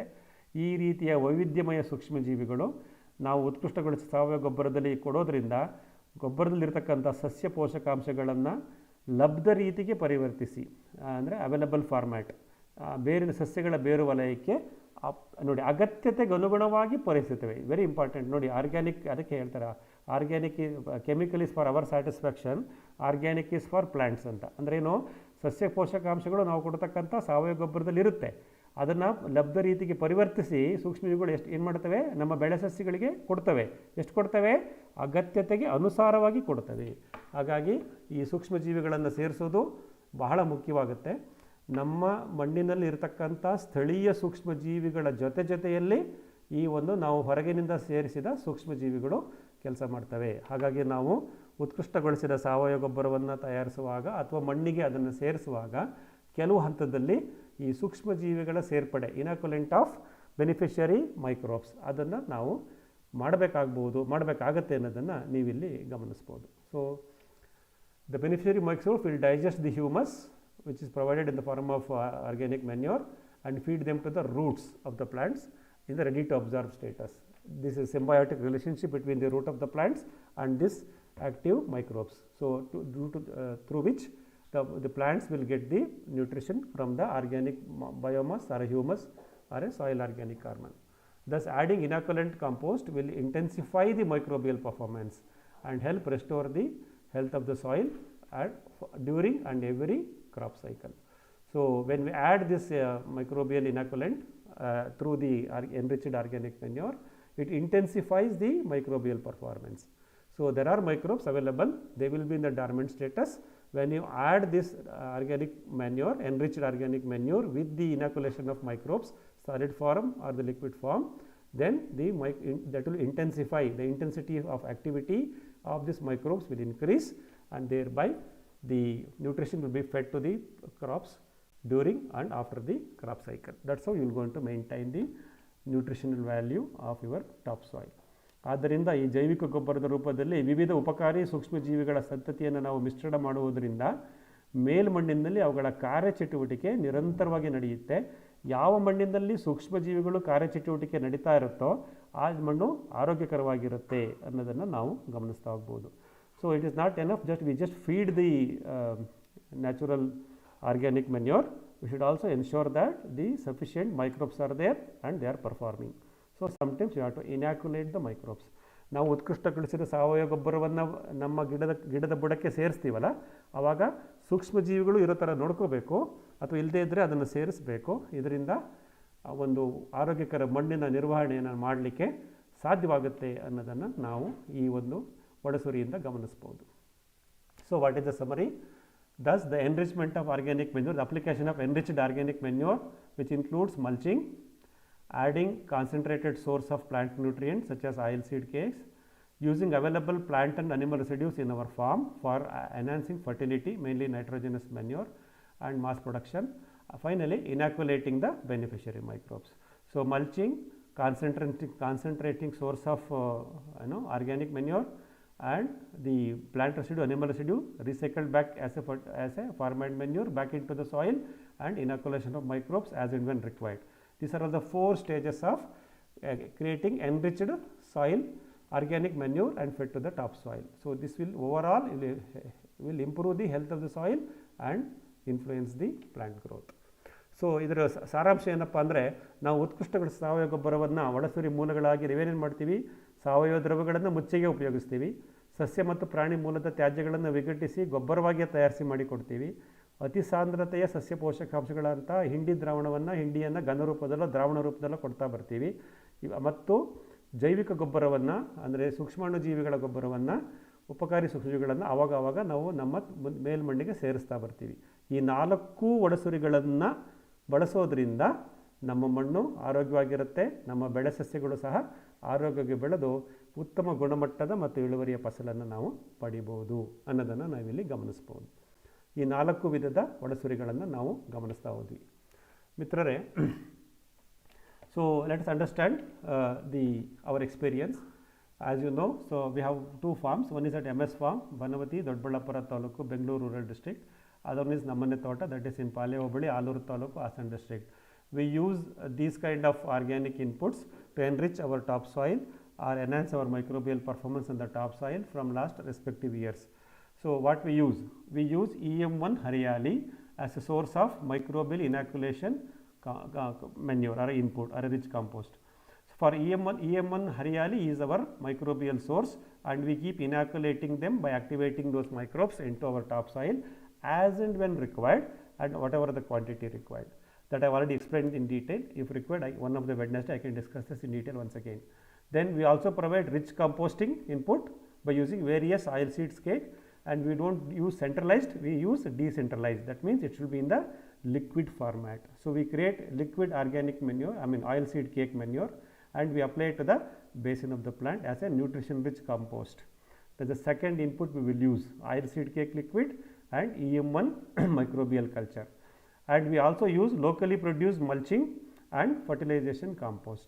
Whatever the plant residues which we will get and the biomass which we create by growing and mulching various green manure plants, that is perennial and seasonal, and by using them, by chopping and dropping them back into the soil, we achieve what is called mulching and nitrogenous manure fertilization, for which we will grow natural nitrogen fixing plants with various options like companion plants grown adjacent to our main plants, the interbund plants on the live fence, and whatever the plant residues, crop residues available in our farm. We are going to use all these 4. By using all these inputs, we continuously ensure that the topsoil is always fed with the enriched organic manure and microbes are performing. ಮಿತ್ರರೇ, ನಮ್ಮ 2 ತೋಟಗಳಲ್ಲಿ MS form ಬನವತಿ Doddaballapura taluk ಮತ್ತು ನಮ್ಮನೆ ತೋಟ ಪಾಳ್ಯ ಹೋಬಳಿ ಆಲೂರು ತಾಲೂಕು ಹಾಸನ ಜಿಲ್ಲೆ, ಈ 2 ತೋಟಗಳಲ್ಲಿ ನಾವು ಈ ಒಳಸುರಿಗಳನ್ನು ಬಳಸಿ, ಮೇಲೆ ಹೇಳಿದಂಥ 4 ಥರದ ಒಳಸುರಿಗಳನ್ನು ಬಳಸಿ ನಮ್ಮ ಮೇಲ್ಮಣ್ಣಿನ ನಿರ್ವಹಣೆ, ಮೇಲ್ಮಣ್ಣಿನ ಆರೋಗ್ಯ ರಕ್ಷಣೆ ಮತ್ತು ಬೆಳೆ ಸಸ್ಯಗಳ ಆರೋಗ್ಯ ರಕ್ಷಣೆಯನ್ನು ಕಾಪಾಡ್ಕೊತಾ ಇದ್ದೀವಿ. ಹಾಗಾದ್ರೆ ಏನೇನು ಬಳಸ್ತೀವಿ ಒಳಸುರಿಗಳನ್ನು ಅಂತಂದರೆ, ಸೂಕ್ಷ್ಮಜೀವಿಗಳ ಜೈವಿಕ ಗೊಬ್ಬರದ ಅಥವಾ ಸೂಕ್ಷ್ಮಜೀವಿಗಳ ಮೂಲವಾಗಿ EM1 ದ್ರಾವಣವನ್ನು ಬಳಸ್ತೀವಿ. ಇದನ್ನು ಯಾವಾಗಲೂ ನಿಯಮಿತವಾಗಿ ಬಳಸೋ ಅವಶ್ಯಕತೆ ಇಲ್ಲ, ಒನ್ಸ್ ಇನ್ ಎ ವೈಲ್ ಮಾಡ್ತೀವಿ. ಅದರ ಪ್ರೊಸೀಜರ್ ಎಲ್ಲ ಇದೆ. EM1 ಅಂದರೆ ಏನು, ಅದನ್ನು ಹಿಂಗೆ ಆಕ್ಟಿವೇಟ್ ಮಾಡ್ಕೋಬೇಕು, ಎಷ್ಟು ಅಪ್ಲೈ ಮಾಡಬೇಕು, ಹೇಗೆ ಅಪ್ಲೈ ಮಾಡಬೇಕು, ಅದೆಲ್ಲ ವೀಡಿಯೋಗಳು ಮಾಡಿ ಹಾಕಿದ್ದೀನಿ. ಬೇಕಾದ್ರೆ ಇನ್ನೊಂದು ಸಲ ಅದನ್ನು ವಿವರವಾಗಿ ಹೇಳೋಕ್ಕೆ ಪ್ರಯತ್ನ ಮಾಡ್ತೀನಿ. ಮತ್ತು ವಿವಿಧ ಎಣ್ಣೆಕಾಳು ಹಿಂಡಿ ಮಿಶ್ರಣವನ್ನು ದ್ರಾವಣ ರೂಪದಲ್ಲಿ, ನಮ್ಮದು ವಿಕೇಂದ್ರೀಕೃತ ವ್ಯವಸ್ಥೆ, ಡಿಸೆಂಟ್ರಲೈಸ್ ಸಿಸ್ಟಮು, ಹಾಗಾಗಿ ನಾವು ಎಣ್ಣೆಕಾಳು ಹಿಂಡಿ ದ್ರಾವಣವನ್ನು ತಯಾರಿಸಿ ಅದನ್ನು ಸಹ ನಾವು ಗಿಡದ ಬುಡಗಳಿಗೆ ಸುರಿತಾ ಬರ್ತೀವಿ. ನಿಮ್ಗೆ ಆಲ್ರೆಡಿ ಹೇಳಿದಂಗೆ ಹಿಂಡಿ ದ್ರಾವಣದಲ್ಲಿ ಕಡಿಮೆ ಇದರಲ್ಲಿ ಜಾಸ್ತಿ ಸಸ್ಯ ಪೋಷಕಾಂಶಗಳು ಇರ್ತವೆ. ನ್ಯೂಟ್ರಿಷನ್ ರಿಚ್ ಮೆನ್ಯೂರ್ ಅಂತ ಹೇಳ್ತೀವಲ್ಲ, ಅದು ಹಿಂಡಿ ದ್ರಾವಣನ ಬಳಸ್ತೀವಿ. ಮತ್ತು ಮುಚ್ಚಿಗೆಯಾಗಿ ನಾವೇನು ಮಾಡ್ತೀವಿ, ವಿವಿಧ ಪ್ರಭೇದದ ಸಾರಜನಕ ಸ್ಥಿರೀಕರಣದ ಹಸಿರೆಲೆ ಗೊಬ್ಬರಗಳನ್ನು ಬೆಳೆದು ಅದನ್ನು ಕತ್ತರಿಸಿ ಅಲ್ಲೇ ನಾವು ಮುಚ್ಚಿಗೆ ದ್ರವ್ಯಗಳಾಗಿ ಬಳಸ್ತೀವಿ. ಈ ಸಾರಜನಕ ಸ್ಥಿರೀಕರಣ ಸಸ್ಯಗಳನ್ನು ಸೆಣಬು, ಡಯಂಚ, ಹುರುಳಿ ಇದನ್ನು ಬೆಳಿತೀವಿ. ಹಸಿರು ಬೆಳೆಯಾಗಿ ಬೆಳಿತೀವಿ. ಕಳೆ ವೈವಿಧ್ಯತೆಗೆ ಬೆಳಿತೀವಿ. ಸಂಗಾತಿ ಸಸ್ಯವಾಗಿ ಬೆಳಿತೀವಿ. ಜೀವಂತ ಬಿಲ್ಲಿನಲ್ಲಿ ಬೆಳಿತೀವಿ. ಬದುಗಳ ಮೇಲೆ ಬೆಳಿತೀವಿ. ಇವೆಲ್ಲವನ್ನು ಬೆಳೆದು ಅದನ್ನು ಕತ್ತರಿಸಿ, ಹಸಿರೆಲೆ ಗೊಬ್ಬರವನ್ನು ಕತ್ತರಿಸಿ ಮುಚ್ಚಿಗೆಯಾಗಿ ಬಳಸ್ತೀವಿ. ಇದರಿಂದ ನಮಗೆ ಕಡಿಮೆ ವೆಚ್ಚದ ವಿಕೇಂದ್ರೀಕೃತ ಸಾವಯವ ಒಳಸುರಿಗಳನ್ನು ನಾವು ಬಳಸ್ತೀವಿ. ಮತ್ತು ಅದನ್ನು ನಿರ್ವಹಣೆ ಮಾಡ್ತಾ ಇರೋದರಿಂದ ನಮ್ಮ ನೈಸರ್ಗಿಕ ಕೃಷಿಯ ಒಳಸುರಿಗಳ ವೆಚ್ಚ ಕಡಿಮೆ ಆಗುತ್ತೆ, ಉತ್ಪಾದನಾ ವೆಚ್ಚ ಕಡಿಮೆ ಆಗುತ್ತೆ, ನಮ್ಮ ಬೆಳೆ ಸಸ್ಯಗಳ ಆರೋಗ್ಯವಾಗಿರ್ತವೆ ಮತ್ತು ಫಸಲಿನ ಗುಣಮಟ್ಟ ಉತ್ತಮವಾಗಿರುತ್ತೆ ಅನ್ನೋದನ್ನು ನಮ್ಮ ಅನುಭವಕ್ಕೆ ನಾವು ಪಡ್ಕೊಂಡಿದ್ದೀವಿ. ಸೊ ಹಾಗಾಗಿ ಇದಿಷ್ಟನ್ನು ನಾವು ಮಾಡೋದರಿಂದ ನಮಗೆ ಕಡಿಮೆ ಒಳಸುರಿ ವೆಚ್ಚದಲ್ಲಿ ನಾವು ಮಣ್ಣಿನ ಆರೋಗ್ಯವನ್ನು ಕಾಪಾಡ್ಕೋಬೋದು. ಇದಿಷ್ಟನ್ನು ನಾವು ಎರಡೂ ತೋಟಗಳಲ್ಲಿ ನಿರ್ವಹಣೆ ಮಾಡ್ತಾ ಬರ್ತಾ ಇದ್ದೀವಿ. To enhance the nutrition availability and long-term sustainability, one can consider to use biochar along with the above 4 defined enriched organic manure inputs. So we have discussed 4: the mulching, the nutrition-rich input like oil cakes, the plant residue and animal residue, and the biofertilizers. Along with these 4, we can also use what is called biochar. So by using this biochar, we can achieve what is called nutrition availability in a long-term sustainability. So to achieve this nutrition availability throughout extended period, one can use biochar as an additional inoculant while preparing the enriched organic manure. ಈ ರೀತಿ ಉತ್ಕೃಷ್ಟಗೊಳಿಸಿದ ಸಾವಯವ ಒಳಸುರಿಗಳ ಗೊಬ್ಬರವನ್ನು ಬಳಸೋ ಸಂದರ್ಭದಲ್ಲಿ ನಮಗೆ ಅವಶ್ಯವಾದರೆ, ಅಗತ್ಯತೆ ಇದ್ದರೆ ಜೈವಿಕ ಇದ್ದಿಲು ಅಥವಾ ಬಯೋಚಾರ್ ಅಂತ ಹೇಳ್ತೀವಿ. ಈ ಬಯೋಚಾರ್ ಅಥವಾ ಜೈವಿಕ ಇದ್ದಿಲನ್ನು ಬಳಸೋದ್ರಿಂದ ನಮ್ಮ ಮಣ್ಣಿನಲ್ಲಿ, ಮೇಲ್ಮಣ್ಣಿನಲ್ಲಿ ದೀರ್ಘಕಾಲದವರೆಗೆ ಈ ಸಸ್ಯ ಪೋಷಕಾಂಶಗಳೇನು ನಾವು ಸೃಷ್ಟಿ ಮಾಡಿರ್ತೀವಲ್ಲ ಅವುಗಳ ಲಭ್ಯತೆ ದೀರ್ಘಕಾಲದವರೆಗೆ ಇರುತ್ತೆ ಮತ್ತು ಉಪಕಾರಿ ಸೂಕ್ಷ್ಮಜೀವಿಗಳ ಕ್ಷಮತೆಯನ್ನು ಜಾಸ್ತಿ ಮಾಡುತ್ತೆ. ಈ ಬಯೋಚಾರ್ ಅಥವಾ ಜೈವಿಕ ಇದ್ದಿಲನ್ನು ಬಳಸಬಹುದು ಅನ್ನೋದು ಒಂದು ಅನುಭವ. The biochar thus added with its nanoparticle size can host both microbes and plant nutrients for extended lifespan. This is very important. What biochar does? Biochar essentially will have nanoparticles. These nanoparticles will host the microbes, beneficiary microbes, and the plant nutrients which are being released from the humus or the decomposition of humus. So that extended the lifespan in the healthy soil management. So for a long period our soil become healthy by using biochar. Thus the microbial intensity and nutritional density in the healthy soil. If you want to achieve these two primary goals, that is microbial intensity and also the nutritional availability and density on the topsoil, we can use biochar. Biochar influences this for a extended lifespan. ಅತಿ ಸೂಕ್ಷ್ಮ ಕಣಗಳಿಂದ ಕೂಡಿದಂಥ ಈ ಜೈವಿಕ ಇದ್ದಿಲಿನ ಕಣಗಳು ತಮ್ಮಲ್ಲಿ ಸಸ್ಯ ಪೋಷಕಾಂಶಗಳನ್ನು, ಉಪಕಾರಿ ಸೂಕ್ಷ್ಮಜೀವಿಗಳನ್ನು ಹಿಡಿದಿಟ್ಕೊಂಡಿರುತ್ತವೆ, ಅವಕ್ಕೆ ಆಶ್ರಯ ಕೊಟ್ಟಿರುತ್ತವೆ. ಹಾಗಾಗಿ ಇದು ನಮಗೆ ನಿರಂತರವಾಗಿ ನಮ್ಮ ಮೇಲ್ಮಣ್ಣಿನ ಆರೋಗ್ಯ ರಕ್ಷಣೆಗೆ ಪೋಷಕಾಂಶಗಳು ಮತ್ತು ಸೂಕ್ಷ್ಮಜೀವಿಗಳು ಈ ಒಂದು ಜೈವಿಕ ಇದ್ದಿಲಿನ ಕಣಗಳಿಂದ ಸಿಗುತ್ತವೆ. ಅದರಿಂದ ದೀರ್ಘಕಾಲದವರೆಗೆ ನಾವು ಮಣ್ಣಿನ ಆರೋಗ್ಯವನ್ನು, ಮೇಲ್ಮಣ್ಣಿನ ಆರೋಗ್ಯವನ್ನು ನಿರ್ವಹಣೆ ಮಾಡಬಹುದು, ಅದರ ಸಹಕಾರಿ ಆಗುತ್ತೆ ಈ ಜೈವಿಕ ಇದ್ದಿಲು ಅನ್ನೋದನ್ನು ನಾವು ಗಮನಿಸ್ಬೋದು. ವೈಯಕ್ತಿಕವಾಗಿ ನನಗೆ ಈ ಬಯೋಚಾರ್ನ ಉಪಯೋಗ ಕಡಿಮೆ ಆಗಿದೆ ನನ್ನ ತೋಟದಲ್ಲಿ, ಮತ್ತು ಮಾಡಿಸಿದ್ದೀನಿ, ನನ್ನ ಪ್ರಾಜೆಕ್ಟಲ್ಲೂ ಮಾಡಿದ್ದೀವಿ ನಾವು. ಬೇಕಾದ್ರೆ ನಿಮ್ಮೆಲ್ಲರಿಗೆ ಇನ್ನೂ ಅದ್ರ ಬಗ್ಗೆ ಸಾಕಷ್ಟು ಮಾಹಿತಿ ಬೇಕು ಅಂದರೆ ಮುಂದಿನ ಒಂದು ಬುಧವಾರದಲ್ಲಿ ಈ ಬಯೋಚಾರ್ ಬಗ್ಗೆ ನಾವು ಡೀಟೇಲಾಗಿ ಮಾತಾಡ್ತಾ ಹೋಗೋಣ. So sourcing of appropriate elements of organic farming inputs and their application will result in microbial intensity and plant nutrition availability. These are two basic aims. That's the reason we are using all these organic inputs. Hence our farming become profitable. How do we make our natural farming profitable? We have to ensure that we have to add certain inputs to our topsoil which will help in microbial intensity, performance of microbes in an intensified manner, and availability of plant nutrient throughout the year as per required of the crop cycle. So ಉಪಕಾರಿ ಸೂಕ್ಷ್ಮಜೀವಿಗಳ ಸಾಂದ್ರತೆ ಮತ್ತು ಕ್ಷಮತೆಯನ್ನು ಹೆಚ್ಚಿಸುವುದು ಮತ್ತು ಉತ್ಕೃಷ್ಟ ಸಾವಯವ ಸಸ್ಯ ಪೋಷಕಾಂಶಗಳು ಅಗತ್ಯ ಪ್ರಮಾಣದಲ್ಲಿ ಯಾವಾಗಲೂ ಲಭ್ಯತೆ ನಮ್ಮ ಬೆಳೆ ಸಸ್ಯಗಳಿಗೆ ಬೇಕಾದಾಗೆಲ್ಲ ಸಿಗೋ ಥರ ನಾವು ಈ ಒಳಸುರಿಗಳನ್ನು ತಂದು ಆಯ್ಕೆ ಮಾಡ್ಕೊಂಬಂದು ಅದನ್ನು ಬಳಸಿ ನಮ್ಮ ಕೃಷಿಯ ನಿರ್ವಹಣೆ ಮಾಡೋದ್ರಿಂದ ನೈಸರ್ಗಿಕ ಕೃಷಿ ಲಾಭದಾಯಕವಾಗುತ್ತೆ, ನಮ್ಮ ಮಣ್ಣಿನ ಆರೋಗ್ಯ ಉತ್ತಮವಾಗುತ್ತೆ ಅನ್ನೋದನ್ನು ನಾವು ಈ ಸಮರಿನಲ್ಲಿ ಗಮನಿಸ್ಬೋದು. As always, dear friends, our focus should remain in less input cost, less intervention, less cost of production, okay, and achieve what is called sustainability. It should be regenerative, and it should be profitable. So these are all the main objectives which we have defined in the first slide. All the things we are looking at achieving it by using various organic inputs, such that it will create a win-win for all. Win for us, win for our consumers, win for the ecosystem, biodiversity, and plants and animals in our farm. So we have to create this win-win situation for all. For that, this kind of organic inputs, whatever I discussed today, has to be used accordingly appropriately. ಕಡಿಮೆ ಒಳಸರಿಗಳ ವೆಚ್ಚ, ಅನಗತ್ಯ ಕೃಷಿ ಚಟುವಟಿಕೆಗಳ ನಿಯಂತ್ರಣ, ಕಡಿಮೆ ಕೃಷಿ ಕಾರ್ಮಿಕರ ಅವಲಂಬನೆ ಇವೆಲ್ಲವನ್ನು ಮಾಡೋದ್ರಿಂದ ನಮ್ಮ ಉತ್ಪಾದನಾ ವೆಚ್ಚವನ್ನು ಕಡಿಮೆ ಮಾಡಿಕೊಂಡು ಒಂದು ಸುಸ್ಥಿರವಾದಂಥ ಒಂದು ಆತ್ಮನಿರ್ಭರ್ ಅಂತ ಹೇಳ್ತೀವಲ್ಲ, ಸುಸ್ಥಿರವಾದಂತಹ ಪುನರುತ್ಪಾದಕವಾಗುವಂಥ ಲಾಭದಾಯಕವಾದಂಥ ಒಂದು ನೈಸರ್ಗಿಕ ಕೃಷಿಯನ್ನು ನಾವು ಮುನ್ನಡೆಸ್ಕೊಂಡು ಹೋಗ್ಬೋದು.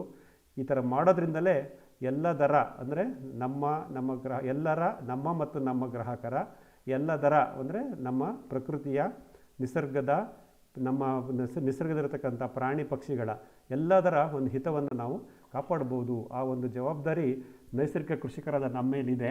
ಅದನ್ನು ನಾವು ನಿರ್ವಹಿಸ್ತಾ ಇದ್ದೀವಿ. ಅದನ್ನು ನಿರ್ವಹಿಸಲಿಕ್ಕೆ ಈ ಮೇಲೆ ಹೇಳಿದಂಥ 4 ಥರದ ಒಳಸುರಿಗಳನ್ನು ಅಗತ್ಯಕ್ಕೆ ತಕ್ಕಂತೆ ಬಳಸೋದ್ರಿಂದ ಈ ಒಂದು ಗುರಿಯನ್ನು ಮುಟ್ಟಲಿಕ್ಕೆ ಸಾಧ್ಯ ಆಗುತ್ತೆ ಅಂತ ಹೇಳ್ತೀನಿ.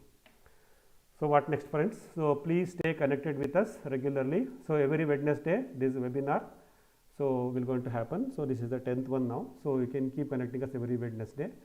And every second Saturday and Sunday of every month, so there is a visitors day in our MS farm, Banavati, Dodballapur Taluk. So every month on the second Saturday and Sunday is a one day for you.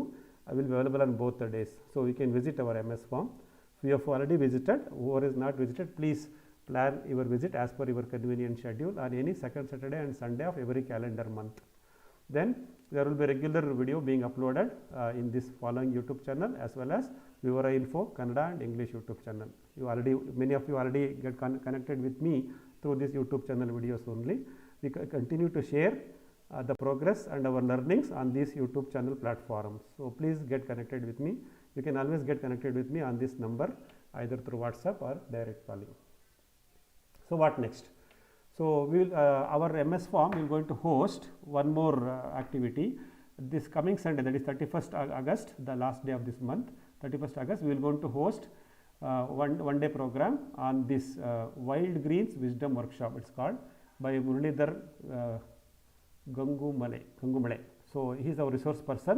So he will going to discuss about the various greens which will grow in our farm. We call it as weeds. So weeds become food for us. What are the weeds? How we can use these weeds as a food for us? That will be explained to us live by looking in our farm. He will come to MS farm. He will show us so many types of greens which will grow on our topsoil, which we call them as weeds, and how we can use it for our healthy food. So that one day live workshop will happen at MS farm on 31st August. That is last Sunday of this month. ಕಳೆಯಿಂದಲೇ ನಮಗೆ ಆಹಾರ ಸಿಗುತ್ತೆ ಅನ್ನೋದನ್ನು ನಮ್ಮ ಮುರಳೀಧರ ಗುಂಗುರುಮಳೆ ಅನ್ನುವಂಥ ನಮ್ಮ resource person ನಮ್ಮ ಜೊತೆ ಇರ್ತಾರೆ. ಈ ತಿಂಗಳ 31 ಆಗಸ್ಟ್ ಅಂದರೆ ಕೊನೆ ಭಾನುವಾರ. ಸೊ ನಮ್ಮ ಜೊತೆ ಮುರಳೀಧರ್ ಸರ್ ಇರ್ತಾರೆ. ಸೊ ನಮ್ಮ MS ಫಾರ್ಮ್ನಲ್ಲಿ ನಮ್ಮ ಜೊತೆ ಅವರಿದ್ದು ನಮಗೆ ನಮ್ಮ ತೋಟದಲ್ಲಿ ಬೆಳೀತಕ್ಕಂಥ ವಿವಿಧ ಸಸ್ಯಗಳನ್ನು ನಾವು ಕಳೆ ಅಂತ ಕರಿತೀವಿ. ಆ ಸಸ್ಯಗಳನ್ನು ನಾವು ಅದನ್ನು ಆಹಾರದ ಮೂಲವಾಗಿ ಹೇಗೆ ಬಳಸ್ಕೋಬೇಕು ಅನ್ನೋದನ್ನು ಮುರಳೀಧರ್ ಸರ್ ನಮಗೆ ಹೇಳ್ಕೊಡ್ತಾರೆ. ಯಾರಿಗೆ ಸಾಧ್ಯವಾಗುತ್ತೋ ಅವರು ಈ 31 ಭಾನುವಾರದ ಈ ಒಂದು ದಿನದ ಕಾರ್ಯಕ್ರಮಕ್ಕೆ MS ಫಾರ್ಮ್ನಲ್ಲಿ ನಡೆಯುತ್ತೆ, ದೊಡ್ಡಬಳ್ಳಾಪುರ ತಾಲೂಕು. ಅಲ್ಲಿ ನೀವು ನಿಮಗೆ ಇದರದ್ದು ಗೂಗಲ್ ರಿಜಿಸ್ಟ್ರೇಷನ್ ಲಿಂಕ್ ಬರುತ್ತೆ. ಅದನ್ನು ಉಪಯೋಗಿಸ್ಕೊಂಡು ರಿಜಿಸ್ಟರ್ ಮಾಡಿಕೊಂಡು ಇನ್ನೊಂದು ದಿವಸ ನಮ್ಮ ಜೊತೆ ಕಳೀರಿ ಅಂತ ನಿಮ್ಮನ್ನೆಲ್ಲ ನಾವಿಲ್ಲಿ ಆಹ್ವಾನ ಮಾಡ್ತಾ ಇದ್ದೀವಿ. ಮಿತ್ರರೇ, ಇದು ಈ ದಿನದ ಒಂದು ಕಾರ್ಯಕ್ರಮ ವೆಬ್ಸೈಟ್ನ ಇಲ್ಲಿಗೆ ಮುಗಿಸೋಣ. ಈಗ ಇದ್ರ ಬಗ್ಗೆ ಈ ಫೀಡ್ಬ್ಯಾಕು ಮತ್ತು ನಿಮ್ಮ ಪ್ರಶ್ನೆಗಳಿದ್ದರೆ ಇವಾಗ ಕೇಳ್ಬೋದು. ಒಂದು ನಿಮಿಷ ನಿಮ್ಮನ್ನು ಅನ್ಮ್ಯೂಟ್ ಮಾಡ್ತೀವಿ.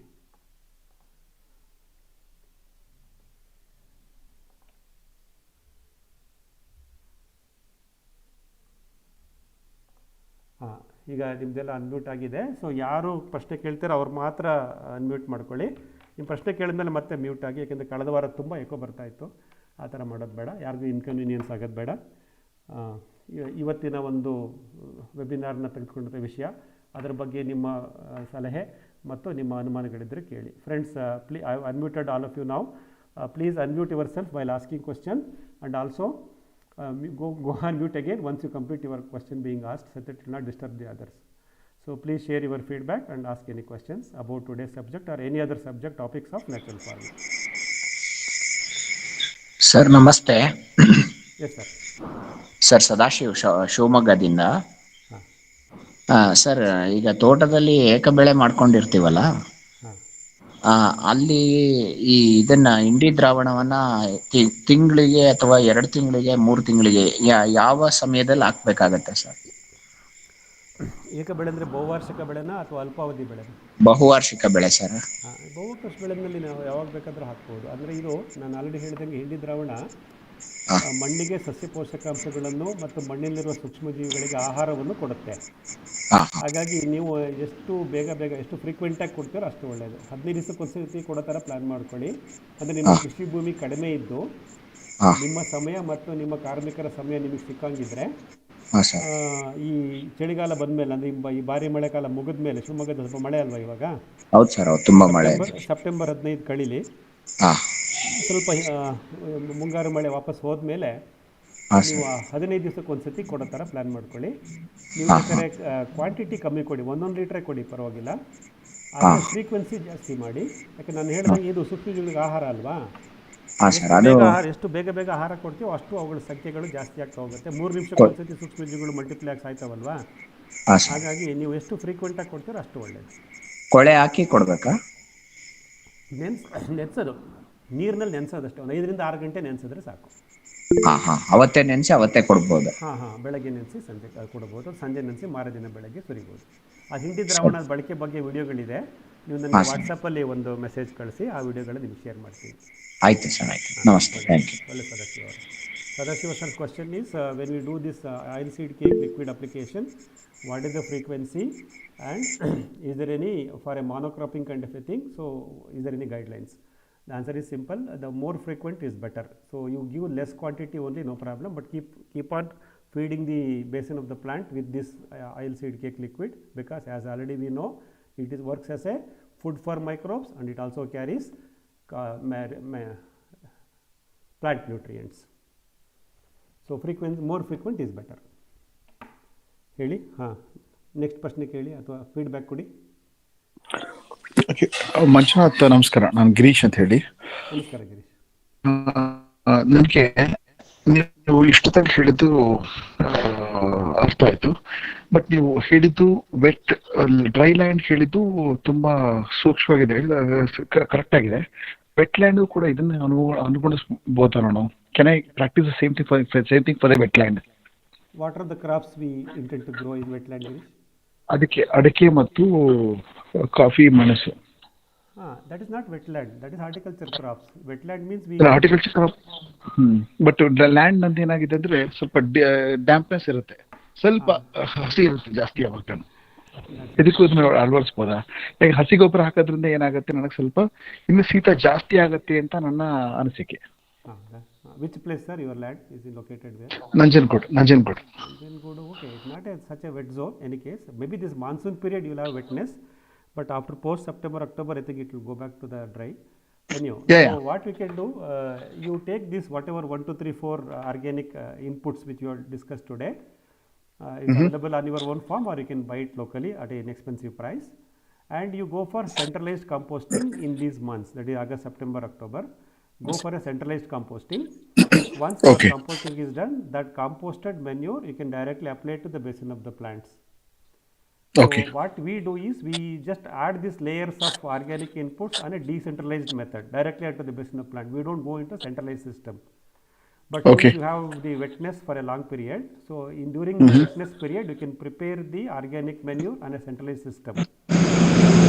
Later during winter or summer you can apply this. No problem. Okay, thank you. Girish. So Girish ಅವರ ಪ್ರಶ್ನೆ ಏನಾಗಿತ್ತು, ನಮ್ಮಲ್ಲಿ ಶೀತ ಆದಾಗ ನೇರವಾಗಿ ಒಳಸುರಿಗಳನ್ನು ಬುಡಕ್ಕೆ ಹಾಕೋದ್ರಿಂದ ಮಣ್ಣಿನಲ್ಲಿ ತೇವಾಂಶ ಜಾಸ್ತಿ ಇದ್ದಾಗ ಈ ಕಳೆಯುವಿಕೆ ಮತ್ತು ಪೋಷಕಾಂಶಗಳ ಬಿಡುಗಡೆ ಹೇಗಾಗುತ್ತೆ ಅನ್ನೋದು ಒಂದು ಪ್ರಶ್ನೆ ಇತ್ತು. ಅದಕ್ಕೆ ಈ ಮಳೆಗಾಲದಲ್ಲಿ ಅಥವಾ ತೇವಾಂಶ ಜಾಸ್ತಿ ಇರೋ ಸಮಯದಲ್ಲಿ ನಾವು ಅದನ್ನು ಕೇಂದ್ರೀಕೃತ ವ್ಯವಸ್ಥೆಯಲ್ಲಿ ಉತ್ಕೃಷ್ಟವಾದ ಸಾವಯವ ಗೊಬ್ಬರನ ತಯಾರು ಮಾಡ್ಕೊಂಡಿರೋಣ. ಚಳಿಗಾಲದ ನಂತರ ಅಥವಾ ಬೇಸಿಗೆಗೆ ಮುಂಚೆ ಅದನ್ನು ನಾವು ಗಿಡದ ಬುಡಕ್ಕೆ ಕೊಡ್ತಾ ಹೋಗೋಣ. Yes sir, next question, feedback please. Hello sir. Yes sir. ನಿಮ್ಮ ಸೆಮಿನಾರ್ ತುಂಬ ಇಂಟ್ರೆಸ್ಟಾಗಿ ಹೋಯಿತು ಮತ್ತು ಅದೇ ಯೂಸ್ಫುಲ್ ಆಗಿ ಹೋಗಿತ್ತು. ಮತ್ತು ಇನ್ನೇನಂದರೆ, ಈಗ ಹಿಂಡಿ ದ್ರಾವಣ ಮಿಕ್ಸ್ ಮಾಡಿ ಕೊಡ್ತೀವಲ್ಲ ಹೊರಗಳಿಗೆ, ಅದ್ರ ಜೊತೆನೇ EM1 ಕೊಡಬೇಕಾ ಅಥವಾ ಸಪ್ರೇಟಾಗಿ ಕೊಡಬೇಕಾ ಅಂತ? ಇಲ್ಲ ಸರ್, ಇದ್ರ ಬಗ್ಗೆ ಹೇಳಿದ್ದೀನಿ. EM1 ಅನ್ನೋದು ಕೊಡಬೇಕನ್ನೋದೇ ಪ್ರಶ್ನೆ ಸರ್. ನನ್ನ ಮಣ್ಣಿನಲ್ಲಿ ಸೂಕ್ಷ್ಮಜೀವಿಗಳು ಸಾಕಷ್ಟು ಸಂಖ್ಯೆಯಲ್ಲಿದೆ, ನಾನು ರಾಸಾಯನಿಕ ಬಳಸಿಲ್ಲ, ಕಳೆನಾಶಕ ಹೊಡೆದಿಲ್ಲ, ಉಳುಮೆ ಮಾಡಲ್ಲ, ಮುಚ್ಚಿಗೆ ಕೊಡ್ತಾ ಇದ್ದೀನಿ, ಇದೆಲ್ಲವನ್ನು ನಾವು ಪ್ರಾಕ್ಟೀಸ್ ಮಾಡ್ಕೊಂಡು ಬಂದರೆ ಹಾ ನಮ್ಮ ಗಿಡದ ಬೇರು ವಲಯದಲ್ಲಿ ಸೂಕ್ಷ್ಮಜೀವಿಗಳು ಇರ್ತವೆ, ಅವೆಲ್ಲೂ ಹೋಗಲ್ಲ, ಅಲ್ಲೇ ಇರ್ತವೆ. ಹಾ ಸೊ ಯಾವಾಗ ನಮಗೆ ಸೂಕ್ಷ್ಮಜೀವಿಗಳು ಚಟುವಟಿಕೆ ಕಮ್ಮಿ ಆಗಿದೆ ಅಂತ ಅನ್ಸಕ್ಕೆ ಶುರುವಾಗುತ್ತೋ ಹಾ ಆವಾಗ ನಾವು EM1 ದ್ರಾವಣವನ್ನು AEM ಅನ್ನು ಮಾಡಿಕೊಂಡು ಒಂದು ಗಿಡಕ್ಕೆ ಒಂದು 500 ml 1 ಲೀಟ್ರ್ ಆ ಥರ ಹಾಕ್ತಾ ಬರ್ಬೋದು. ಓಕೆ ಅದನ್ನು ಪ್ರಾರಂಭದಲ್ಲಿ ಹೊಸ ಕೃಷಿ ಶುರು ಮಾಡ್ತೀವಲ್ಲ ಬಂಜರು ಭೂಮಿನಲ್ಲಿ, ಬಯಲು ಭೂಮಿನಲ್ಲಿ, ಓಕೆ ಅಂಥವ್ರಿಗೆ ಒಂದು 2 ವರ್ಷ ಸತತವಾಗಿ ಕೊಡಬೇಕಾಗತ್ತೆ, 3 ತಿಂಗಳಿಗೆ ಒಂದ್ಸತಿ. ಹ್ಮ್ ಆಮೇಲೆ ಒಂದ್ಸತಿ ನಾವು ಆ ಬ್ಯಾಲೆನ್ಸ್ನ ಅಚೀವ್ ಮಾಡ್ತೀವಲ್ಲ, ಹ್ಮ್ ಬ್ಯಾಲೆನ್ಸ್ ಅಚೀವ್ ಆದಮೇಲೆ ಈ ಮೊನ್ನೆ ಅಲ್ಲ ಯಾವುದೇ ರೀತಿ ಸೂಕ್ಷ್ಮಜೀವಿಗಳ ದ್ರಾವಣವನ್ನು ಸೇರಿಸುವುದು ಅವಶ್ಯಕತೆ ಇರಲ್ಲ. ಹ್ಮ್ ನಾವು ಸೂಕ್ಷ್ಮಜೀವಿಗಳಿಗೆ ಆಹಾರ ಕೊಡ್ತಾ ಇದ್ರೆ ಸಾಕು. ಹ್ಮ್ ಹಾಗಂತ ಅದರಿಂದ ಗುರುತಿಸೋದು ಹೇಗೆ ಅಂದರೆ, ನೀವು ಅಲ್ಪಾವಧಿನಲ್ಲಿ ಬೆಳೆಯುತ್ತಲ್ಲ, ನಮ್ಮ ಗಿಡದ ಬುಡದಲ್ಲಿ ಹ್ಮ್ ಕಡಿಮೆ ಅವಧಿನಲ್ಲಿ ಬೆಳೆಯುತ್ತಲ್ಲ, ಸೆಣಬು ಡಯಂಚ ಆಗ್ಬೋದು ಅಥವಾ ಗರಿಕೆ ಹುಲ್ಲಾಗ್ಬೋದು, ನಿಮ್ಮ ಪಾರ್ಥೇನಿಯಂ ಕಳೆ ಆಗ್ಬೋದು, ಹ್ಮ್ ಅವುಗಳನ್ನು ಗಮನಿಸ್ತಾ ಬನ್ನಿ. ಯಾವಾಗ ಈ ಥರ ನೀವು ಒಂದ್ಸಲ ಬ್ರಷ್ ಕಟ್ರ್ ಮಾಡಿರ್ತೀರಾ, ಹಿಂದಿಂದನೇ ಮತ್ತೆ ಚೆನ್ನಾಗೆಲ್ಲ ಕಳೆ ಎಲ್ಲ ಚೆನ್ನಾಗಿ ಹುಟ್ಟು ಬರ್ತಾ ಇದೆ ಅಂದರೆ ಹ್ಮ್ ಸೂಕ್ಷ್ಮಜೀವಿಗಳು ಚೆನ್ನಾಗಿ ಕೆಲಸ ಮಾಡ್ತಿದ್ದಾವೆ ಅಂತ ಅರ್ಥ. ಓಕೆ ಓಕೆ ಇವಾಗ ಆಲ್ರೆಡಿ ಬರ್ತಾನೆ ಇದೆ ಸರ್. ಪಾರ್ಥೇನಿಯಂ ಅಂತೂ ಬೇಜನ್ ಬರುತ್ತೆ, ಕರ್ಕೆ ಬರುತ್ತೆ, ಎಲ್ಲ ಬರುತ್ತೆ. ಅಲ್ಲ, ಅದನ್ನು ಕಂಟ್ರೋಲ್ ಮಾಡೋಣ. ಮುಚ್ಚಿಗೆ ನೀವು ಇದನ್ನು ಸೆಣಬು ಡಯಂಚ ಎಲ್ಲ ಬೆಳೀತಾ ಬಂದಾಗ ಅದು ಕಮ್ಮಿ ಆಗುತ್ತೆ. ಓಕೆ ನಾನು ಹೇಳೋದು ಸೂಕ್ಷ್ಮಜೀವಿಗಳಲ್ಲಿ ಮಣ್ಣಿನಲ್ಲಿ ಕೊರತೆ ಇದೆ ಅಂತ ಗುರುತಿಸೋದು ಹೇಗೆ ಅನ್ನೋದಕ್ಕೆ, ಓಕೆ ಓಕೆ ನೀವು ದೀರ್ಘಾವಧಿ ಬೆಳೆ, ನೀವು ಮಾವಿನ ಮರ ನೋಡ್ತಾ ಇದ್ರೆ ಗೊತ್ತಾಗ್ತಿರಲ್ಲ, ಹ್ಮ್ ಅಡಿಕೆ ತೆಂಗಿನ ಮರ ಗಮನಿಸ್ತಾ ಇದ್ರೆ ಗೊತ್ತಾಗಲ್ಲ. ಅದನ್ನು ಗಮನಿಸಬೇಕು ಅಂದರೆ ನಾವು ಅಲ್ಪಾವಧಿ ಗಿಡಗಳು ಹುಟ್ಟುತ್ತವಲ್ಲ, ಅವಾಗ ಹುಟ್ಟು ಅವಾಗ ಹೌದು ಹೌದು ಆ ಗಿಡಗಳನ್ನು ಗಮನಿಸ್ತಾ ಬನ್ನಿ. ನಿಮ್ಮ ವಾಣಿಜ್ಯ ಬೆಳೆಯ ಬುಡದಲ್ಲಿ ಓಕೆ ಅಥವಾ ನಿಮ್ಮ ಮಣ್ಣಿನಲ್ಲಿ, ಮೇಲ್ಮಣ್ಣಿನಲ್ಲಿ ಹ್ಮ್ ಹ್ಮ್ ಅವು ಬ್ರಷ್ ಕಟ್ರ್ ಹೊಡೆದಿದ್ದೀವಿ, ಮತ್ತೆ ಬಂದ್ಬಿಡ್ತಲ್ಲಪ್ಪ ಮನೆಯಿಂದ ಬ್ರಷ್ ಕಟ್ರ್ ಹೊಡೆದಿದೆ ಅಂತ ಆ ಥರ ಪರಿಸ್ಥಿತಿಗಳು ಬರುತ್ತಲ್ಲ, ಹಾ ಹಾ ಅಂದರೆ ಸೂಕ್ಷ್ಮಜೀವಿಗಳು ಚೆನ್ನಾಗಿ ಕೆಲಸ ಮಾಡ್ತೀವಿ. ಅಂದ್ರೆ ಬೇಗ ಬೇಗ ಬೆಳೀತಾ ಇದ್ರು ಅಂದ್ರೆ ಅಲ್ಲಿ ಸೂಕ್ಷ್ಮಾಂಶಗಳು ಜಾಸ್ತಿ ಇರ್ತವೆ ಅಂತ. ಹೌದು, ಅವಕ್ಕೆ ನಾವು ಆಹಾರ ಕೊಟ್ಟರೆ ಸಾಕು. ಹಿಂಡಿ ದ್ರಾವಣ ಕೊಡೋದು, ಮುಚ್ಚಿಗೆ ಮಾಡೋದು, ಮೇಲೆ ಹೇಳಿದಂಥ ಸಾವಯವ ಒಳಸುರಿಗಳನ್ನು ತಂದು ಹಾಕೋದು, ಓಕೆ ಇದನ್ನೆಲ್ಲ ಮಾಡ್ತಾ ಇದ್ರೆ ನಿಮ್ಮ ಮಣ್ಣು ಆರೋಗ್ಯವಾಗಿರುತ್ತೆ. ಅಲ್ಲ EM1 ಜೊತೆನೆ ನಾವು ಇಂಡಿ ದ್ರಾವಣನು ಕೊಡ್ಬೋದಾ ಮಧ್ಯ ಮಧ್ಯ ಅಂತ ನಾ ಹೇಳಿ. ಸಪೋಸ್ ಈಗ ವರ್ಷಕ್ಕೆ 2 ಸತಿ EM1 ಕೊಡ್ತೀನಿ ಅಂತ ಅನ್ಕೊಳ್ಳಿ, November 15th May 15th. Okay ಅದೇ ದಿನನೇ ನೀವು ಇಂಡಿ ದ್ರಾವಣನ ಕೊಡಬೇಕಂದ್ರೆ ಮಿಕ್ಸ್ ಮಾಡ್ಕೊಳ್ಳಿ, ಏನು ತೊಂದರೆ ಇಲ್ಲ.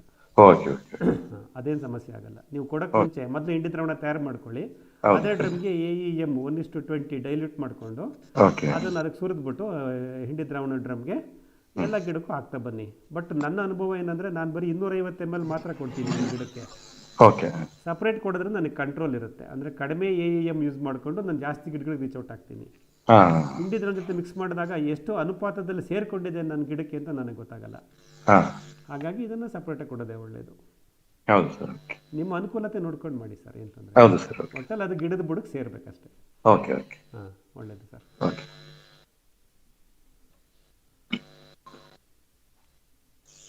Thank you sir. ಹಾಂ, ಥ್ಯಾಂಕ್ ಯು ನಾಗೇಶ್ ಸರ್. ಕೇಳಿ, ಪ್ರಶ್ನೆ ಕೇಳಿ, ಫೀಡ್ಬ್ಯಾಕ್ ಕೊಡಿ. ಹಲೋ, ಹೇಳಿ ಸರ್. ಸರ್ ಸರ್ ನಮಸ್ಕಾರ ಸರ್. ಸಾರಿ, ನಿಮ್ಗೆ ಇನ್ಕನ್ವೀನಿಯನ್ಸ್ ಆಯಿತು. ಕನೆಕ್ಟ್ ಆದ್ರಾ ಈ ಲಿಂಕಲ್ಲಿ? ಕನೆಕ್ಟ್ ಆಗಿದೆ ಸರ್, ಕನೆಕ್ಟ್ ಆಗಿದೆ. ಸಾರಿ, ನಾನು ಲಿಂಕ್ ಕಳಿಸ್ಬಿಟ್ಟಿದ್ದೆ, ಸಾರಿ. ಹೇಳಿ ಪ್ರಕಾಶ್ ಅವರೇ, ಪ್ರಶ್ನೆ ಕೇಳಿ. Okay, no problem sir, no. ಹಾಂ, ಓಕೆ ಸರ್. ಈಗ ನನ್ನ ತೋಟದಲ್ಲಿ ವಿಂಕ್ಲರ್ ಇನ್ಸ್ಟಾಲೇಷನ್ ಎಲ್ಲ ಕಂಪ್ಲೀಟ್ ಆಗಿದೆ ಸರ್. ಸ್ವಲ್ಪ ಪ್ರೆಷರ್ದು ನಾವು ಅಡ್ಜಸ್ಟ್ ಮಾಡ್ಕೊಳ್ಬೇಕಾಗಿದೆ. ಅದನ್ನ ಮಾಡ್ಕೊಂಡ್ರೆ ನಮ್ಗೆ ಸರಿ ಹೋಗ್ಬೋದು ಅಂತ ಅನ್ಸುತ್ತೆ. ಇನ್ನೊಂದು 2 ದಿನದಲ್ಲಿ ಗೊತ್ತಾಗುತ್ತೆ. ಸರಿ. ನೀವು ಮೊದಲಿಗೆ ಶುರು ಮಾಡ್ದಂಗೆ ಲೇಬರ್ ಪ್ರಾಬ್ಲಮ್ ತುಂಬಾ ಆಗ್ತಾ ಇದೆ ಸರ್. ಈ ಒಂದು ವಿಷಯ ಚೆನ್ನಾಗಿದೆ. ನೀವು ಲಾಸ್ಟ್ ಒಂದ್ಸಲ ಒಂದು ವಿಷಯ ಹೇಳಿದ್ರಿ, ಅನಿಮಲ್ ಲೆಸ್ ಅಂತ, ಕೌಲೆಸ್ ಫಾರ್ಮಿಂಗ್ ಅಂತ, ಗೋರಹಿತ. ಇವಾಗ ಲೇಬರ್ ರಹಿತನೂ ನಮಗೆ ತುಂಬಾ ಇಂಪಾರ್ಟೆಂಟ್ ಆಗ್ತದೆ ಸರ್. ಲೇಬರ್ ತಂದು ಕೆಲಸ ತಗೊಳ್ಳೋದು ಸರ್. ಆಮೇಲೆ ಇನ್ನೊಂದು, ನಾನು ಟ್ರಿಂಚಸ್ ಎಲ್ಲ ಮಾಡಿದ್ದೆ ಸರ್ ನಮ್ಮ ವಿಂಕ್ಲರ್ಸ್ ಹಾಕೋದಕ್ಕೆ.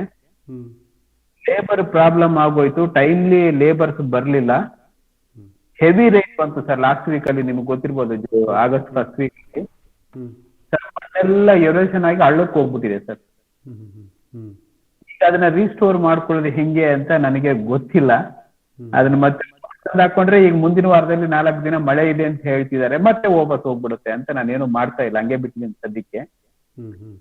ಇವಾಗ ನೀವು ಈ ಹಸಿರೆಲೆ ಗೊಬ್ಬರ ಇದೆಲ್ಲ ರೆಡಿ ಮಾಡ್ಕೊಂಡಿದೀನಿ ಸರ್, ಬಟ್ ಸಿಗ್ತಾ ಇಲ್ಲ, ಕೆಲಸ ಕಂಪ್ಲೀಟ್ ಆಗ್ತಾ ಇಲ್ಲ.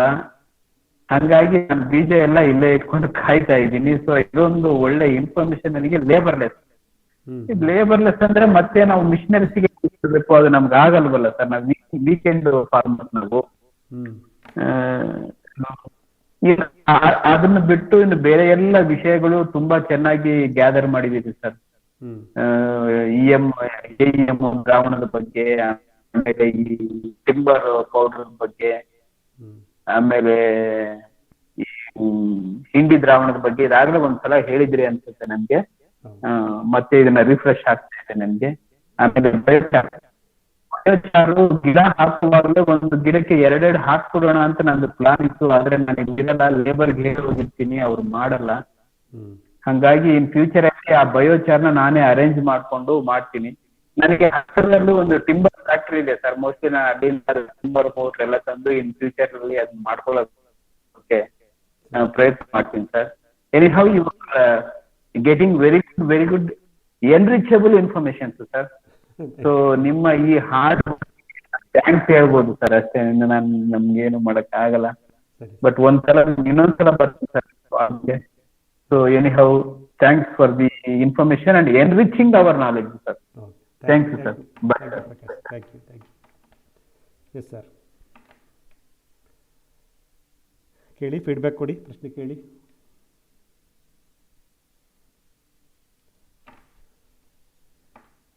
Please share your feedback about today's subject and also any questions you have in your farming management.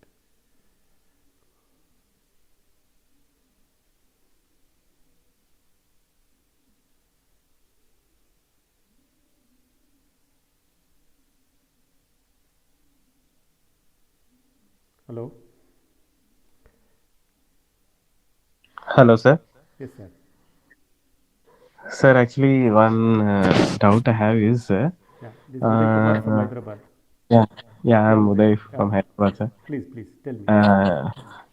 Actually, I have a fair good idea now how to do the microbial inoculation and do mulching and manuring. So, one major doubt I have is, a lot of people do this lot of biomes, actually, like trichoderma, all these things. They get the inoculants, they do drenching near the plants. Is it necessary to do all those things, or EM1 is enough right now? Yeah, see, basically, already I answered this question in Kannada now, about few minutes back.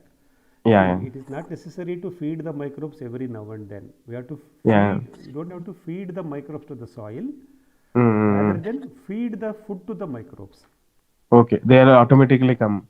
Yeah, that's what we have to do. So start doing mulching and giving organic manure to the base of the plant. So automatically the microbes will develop and they will grow. Yeah, Only actually the hindrance for microbial performance, those practices we should not follow.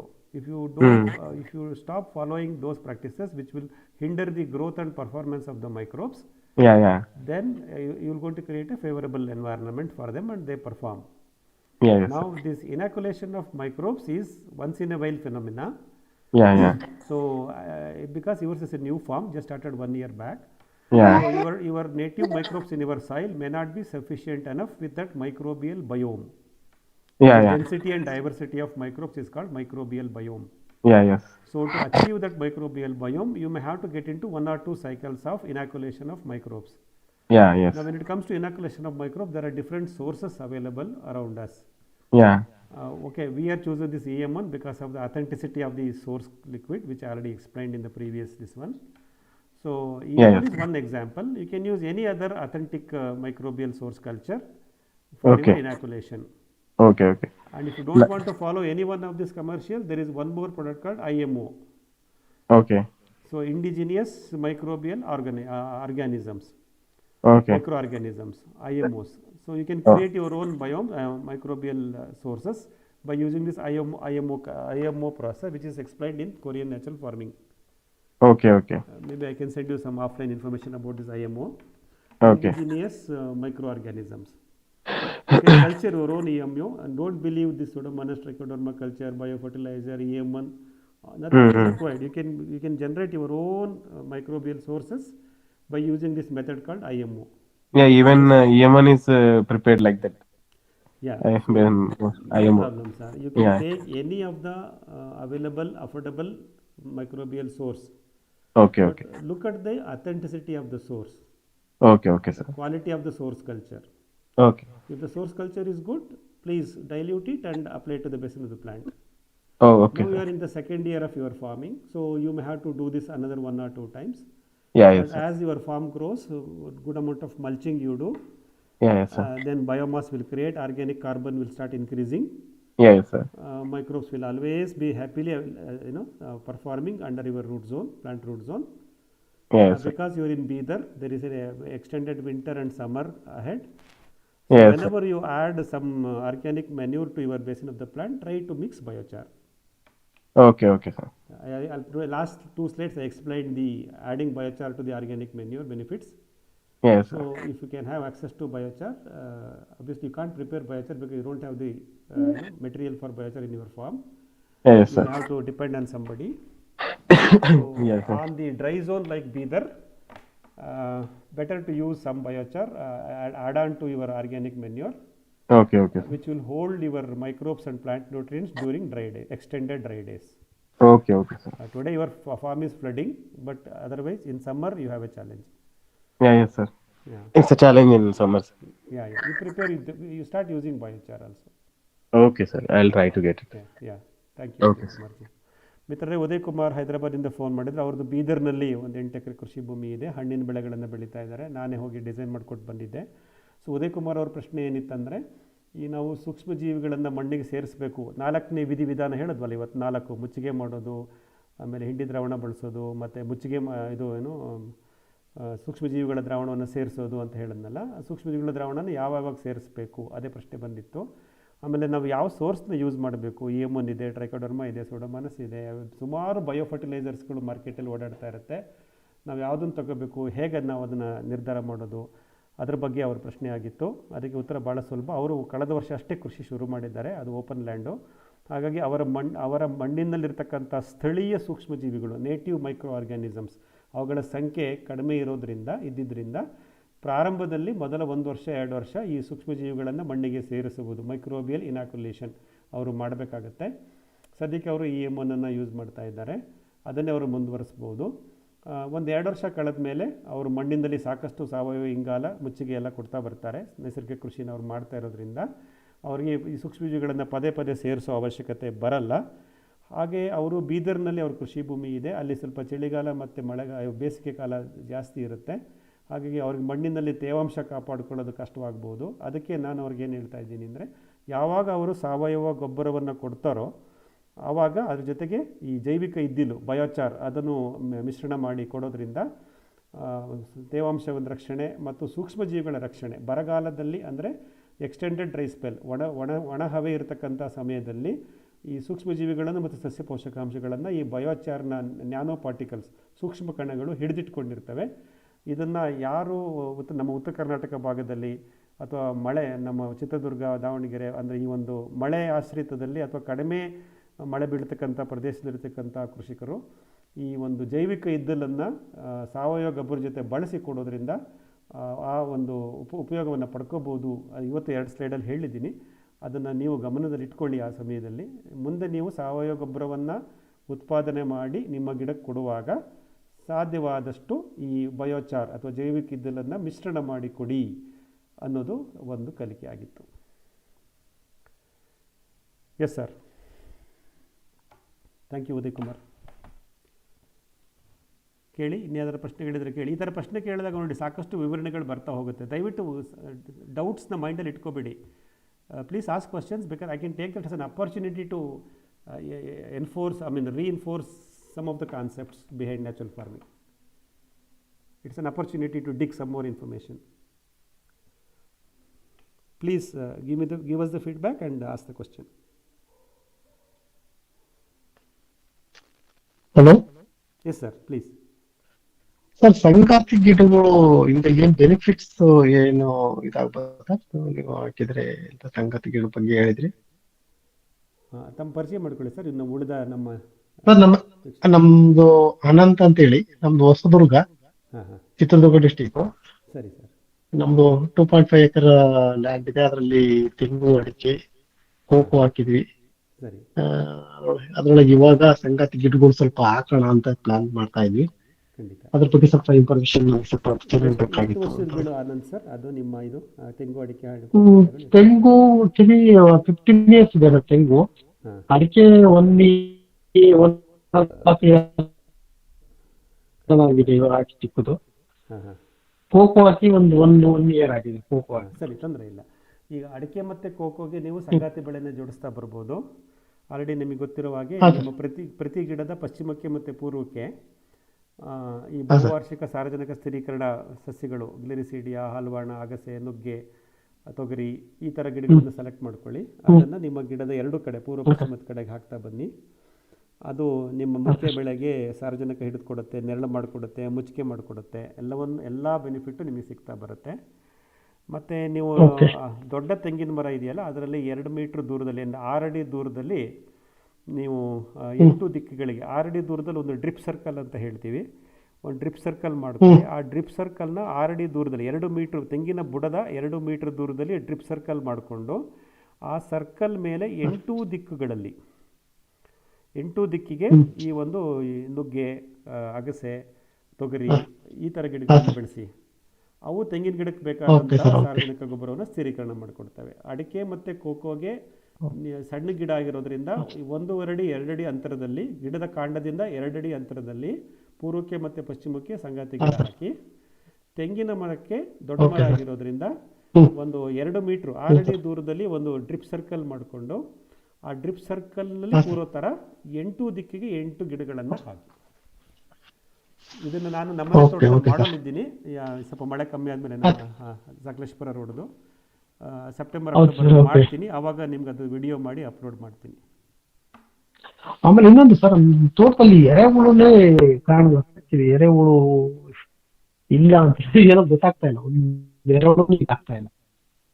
ಅಲ್ಲ, ಎರೆಹುಳು sir ಇದಾಗಬೇಕಂದ್ರೆ ಎರೆಹುಳು ಬರುತ್ತೆ, ನೀವು ತೊಂದರೆ ಇಲ್ಲ. ನೀವು ಉಳುಮೆ ಕಳೆನಾಶಕ ಹೊಡಿಬೇಡಿ, ಉಳುಮೆ ಮಾಡಬೇಡಿ. ಹಾ ಸರ್. ಅಲ್ಲ ಆಕ್ಚುಲಿ ಒನ್ ಇಯರ್ ಆಯ್ತು ಸರ್. 1.5 ಇಯರ್ ಆಯ್ತು ಸರ್ ನಾನು ಉಳುಮೆ ಮಾಡೇ ಇಲ್ಲ ಆಕ್ಚುಲಿ. ಸರಿ. ಲಾಸ್ಟ್ ಟೈಮ್ ಬ್ರಷ್ ಇದು ಮಾಡ್ಬಿಟ್ಟು ಬರುತ್ತಂತೀರ, ಅದಕ್ಕೆಲ್ಲ ಬೇರೆ ಕಡೆ ತಂದು ಏನಾದ್ರು ಇದು ಮಾಡ್ಬೇಕಾಗುತ್ತೆ? ಅವೆಲ್ಲ ಪ್ರಯೋಜನ ಇಲ್ಲ ಸರ್. ಬೇರೆ ಕಡೆಯಿಂದ ತಂದು ಗಿಡದ ಬುಡಕ್ಕೆ ಕೊಡಬಾರ್ದು. ನೀವು ತೊಟ್ಟಿ ಕಟ್ಕೊಂಡು ಎರೆ ಗೊಬ್ಬರ ಮಾಡ್ಕೊಂತಾರಲ್ಲ, ವರ್ಮಿ ಕಾಂಪೋಸ್ಟ್, ಅವುಗಳಿಗೆ ಒಳಗಡಬೇಕು. ನಾವು ನೇರವಾಗಿ ಗಿಡದ ಬುಡದಲ್ಲೇ ಕೆಲಸ ಮಾಡಬೇಕು. ವಿಕೇಂದ್ರೀಕೃತ ವ್ಯವಸ್ಥೆ, ಡಿಸೆಂಟ್ರಲೈಸ್ ಸಿಸ್ಟಮ್ ನಮ್ಮದು. ನಾವು ಲೇಬರ್ ಖರ್ಚು ಮಾಡಬಾರ್ದು. ಲೇಬರು ನಮಗೆ ಕೊಡೋಕ್ಕೆ ನಾವೆಲ್ಲವನ್ನು ಗಿಡದ ಬುಡದಲ್ಲೇ ಮಾಡ್ತಾ ಬರಬೇಕು. ಸೊ ಗಿಡದ ಬುಡದಲ್ಲಿ ನಾವು ಮುಚ್ಚಿಗೆ ಮಾಡಬೇಕು, ತೇವಾಂಶ ಕಾಪಾಡಬೇಕು, ಸೂಕ್ಷ್ಮಜೀವಿಗಳ ದ್ರಾವಣ ಕೊಡಬೇಕು, ಹಿಂಡಿ ದ್ರಾವಣ ಕೊಡಬೇಕು, ಸಾವಯವ ಗೊಬ್ಬರ ತಂದಾಕಬೇಕು. ಅದೆಲ್ಲವನ್ನು ನಾವು ಗಿಡದ ಬುಡದಲ್ಲೇ ಮಾಡ್ತೀವಿ. ಅದು ಮಾಡೋದ್ರಿಂದ ಸೂಕ್ಷ್ಮಜೀವಿಗಳು, ಮಣ್ಣು ಜೀವಿಗಳು ಮತ್ತು ನಿಮ್ಮ ಎರೆಹುಳುಗಳು ತಂತಾನೇ ಸೃಷ್ಟಿಯಾಗ್ತವೆ. ಆಮೇಲೆ ಎಲ್ಲ ಎರೆಹುಳುಗಳು ಬೆನಿಫಿಷರಿ ಅಲ್ಲ. ಡಾಕ್ಟರ್ ವಿಜಯಪ್ರಕಾಶ್ ಹೆಗಡೆ ಅವರು ನಮ್ಮ ಇದರಲ್ಲಿ ವಿವರ ಇನ್ಫೋದಲ್ಲಿ ಒಂದ್ಸಲ ಹೇಳಿದ್ದಾರೆ. 6,000 ಜಾತಿಯ ಎರೆಹುಳುಗಳಿರುತ್ತೆ. ಅದರಲ್ಲಿ ರೈತ ಮಿತ್ರ ಆಗಿರೋ ಬರೀ ಬೆರಳೆಣಿಕೆಯಷ್ಟು ಮಾತ್ರ. ಹಾಗಾಗಿ ನಮ್ಮ ತೋಟದಲ್ಲಿ ಮಣ್ಣಲ್ಲಿ ಯಾವ್ದಾದ್ರು ಎರೆಹುಳ ಓಡಾಡ್ಬಿಟ್ರೆ ನಾವೇನು ಎಕ್ಸೈಟ್ಮೆಂಟ್ ಆಗೋ ಅವಶ್ಯಕತೆ ಇಲ್ಲ. ಅದು ರೈತ ಮಿತ್ರ ಎರೆಹುಳನ ಅಥವಾ ಹಾನಿಕಾರಕನ ಗೊತ್ತಿಲ್ಲ ನಮಗೆ, ಗೊತ್ತಿಲ್ಲ. ಅದ್ರ ಬಗ್ಗೆ ತುಂಬಾ ನಾವು ಯೋಚನೆ ಮಾಡೋದು ಬೇಡ. ಇದೆಯಾ ಸಂತೋಷ. ಎರೆಹುಳುಗಿಂತಲೂ ಸೂಕ್ಷ್ಮ ಜೀವಿಗಳು ಬಹಳ ಮುಖ್ಯ ನಮಗೆ. ಮೈಕ್ರೋ ಬೆನಿಫಿಟ್ ಅವಾಗ ಹೇಳ್ದೆ, ಒಬ್ರಿಗೆ ಹೇಳಿದ್ರು ತುಂಬಾ ಇದೆ ಅಲ್ಪಾವಧಿ ಬೆಳೆ ಅಂತ. ನಾನು ಬ್ರಷ್ ಕಟ್ರ್ ಮಾಡಿದೆ, ಅದು ಸ್ವಲ್ಪ ಚೆನ್ನಾಗಿ ಬರ್ತಾ ಇದೆ. ಹಂಗೆ ನಿಮ್ಮ ಮಣ್ಣಿನ ಸಾವಯವ ಅಂಶ ಜಾಸ್ತಿ ಮಾಡ್ತಾ ಬನ್ನಿ ಸರ್. ಆರ್ಗ್ಯಾನಿಕ್ ಮ್ಯಾಟರ್ ಅಂತ ಹೇಳ್ತೀವಲ್ಲ, ಅದನ್ನ ಜಾಸ್ತಿ ಮಾಡ್ತಾ ಬನ್ನಿ. ಮುಚ್ಚಿಗೆ ಮಾಡಿ ಹಿಂಡಿ ದ್ರಾವಣ ಕೊಡ್ರಿ, ಆಯ್ತಾ? ನಾನು ಹೇಳಿದೆ ಇವತ್ತು 4 ಒಳಸುರಿಗಳು ಹೇಳಿದ್ನಲ್ಲ, 4 ಒಳಸುರಿಗಳನ್ನ ಬಳಸ್ತಾ ಬನ್ನಿ. ಹಾಗಾಗಿ ಖಂಡಿತ ನಿಮ್ಮ ಮಣ್ಣಿನಲ್ಲಿ ಸಾವಾಂಶ ಜಾಸ್ತಿ ಆದಾಗ ಎಲ್ಲ ಉಪಕಾರಿ ಸೂಕ್ಷ್ಮಜೀವಿಗಳ ಸಂಖ್ಯೆ ಜಾಸ್ತಿ ಆಗುತ್ತೆ. ನಿಮ್ಮ ಮಣ್ಣು ಆರೋಗ್ಯವಾಗಿರುತ್ತೆ, ನಿಮ್ಮ ಗಿಡನೂ ಆರೋಗ್ಯವಾಗಿರುತ್ತೆ. Thank you sir. ಒಳ್ಳೆಯದು ಅನಂತ್ ಅವರೇ. Anand from Hosadurga, Chitraduga district. His question is, he is planning to do companion plants. He's got 1.5-year-old areca plants and 1+ year-old cocoa plants and 15 years old coconut trees. So he wanted to know how we can grow, how we can plan and grow these companion species plants adjacent to these 3 commercial crops, that is areca, cocoa and coconut. So for the 1 year or 1.5 year old areca and cocoa, he can plant any of these companion species plants such as Gliricidia, Alvana, Moringa, that is drumstick, or Susbania grandiflora, we call it as Agasse, or Turdal. Any of this combination he can choose and plant them about less than 2 feet distance from the main crop, that is cocoa and areca nut. As far as coconut is concerned, which is a grown tree 15 years old, he has to create what is called an imaginary drip circle, which is about 6 feet 2 meters away from the stem. On this imaginary drip circle, on 8 directions, we have to plant these nitrogen fixing perennial plants. So once that is how we have to position the companion plant to a adult coconut tree on the drip circle. This actually I am going to implement on my Nammane Tota once this monsoon is over, September, October, and I will share that videos to all of you. But whoever wants to do that for yielding coconut trees, follow this concept of growing perennial companion plants on the drip circle only. That will give us the benefits. So regarding he is worried about earthworms are not seen. He has not done any tilling from last 1 year. Obviously he is not using any chemical and weedicides. He is not able to find any earthworms on his soil. So the answer is, it is not necessary that you should have the earthworms every time everywhere. In fact, microorganisms are more important than earthworms. And he is telling, can I bring earthworms from outside and then put it into the basin of the plant. So that kind of adding earthworms to the basin of the plant is not required, because whatever the earthworms we get from the market, they can only decompose the organic matter. For the vermicompost boxes, beds, they use that. But ours is a decentralized system of management to reduce the labor and to make our input cost minimum. Hence, we will going to inoculate the microbes, do mulching, and apply any kind of organic manure directly to the basin of the plant and maintain moisture. If you do all these things, so rest of the things happens in the basin of the plant itself. No need to add any earthworms from outside. Earthworms will be available on the soil. Once this environment is maintained, they will come. Obviously, earthworm is not the only thing which will make the difference in that soil health. The microbes will make the difference. So let us focus on adding and feeding microbes rather than much worrying about earthworms, because our knowledge on earthworms is also very minimum, as Dr. Vijay Prakash Hegde rightly says in our Vivara Info YouTube channel. So there are 6,000 species of earthworms, but which one is farmer friendly, we don't know. There are hardly any number of species that are farmer friendly. So let us not deviate ourselves in try to understand more about earthworms, because for the horticultural crops like our Anansar is growing, that is coconut, cocoa and areca nut, vermicompost is not at all required. We just focus on basin management, enriching the basin by organic inputs. Yes, Okay. Manjunath ಅವರೇ, ಇನ್ನೊಂದು last question from my side. This is Girish once again.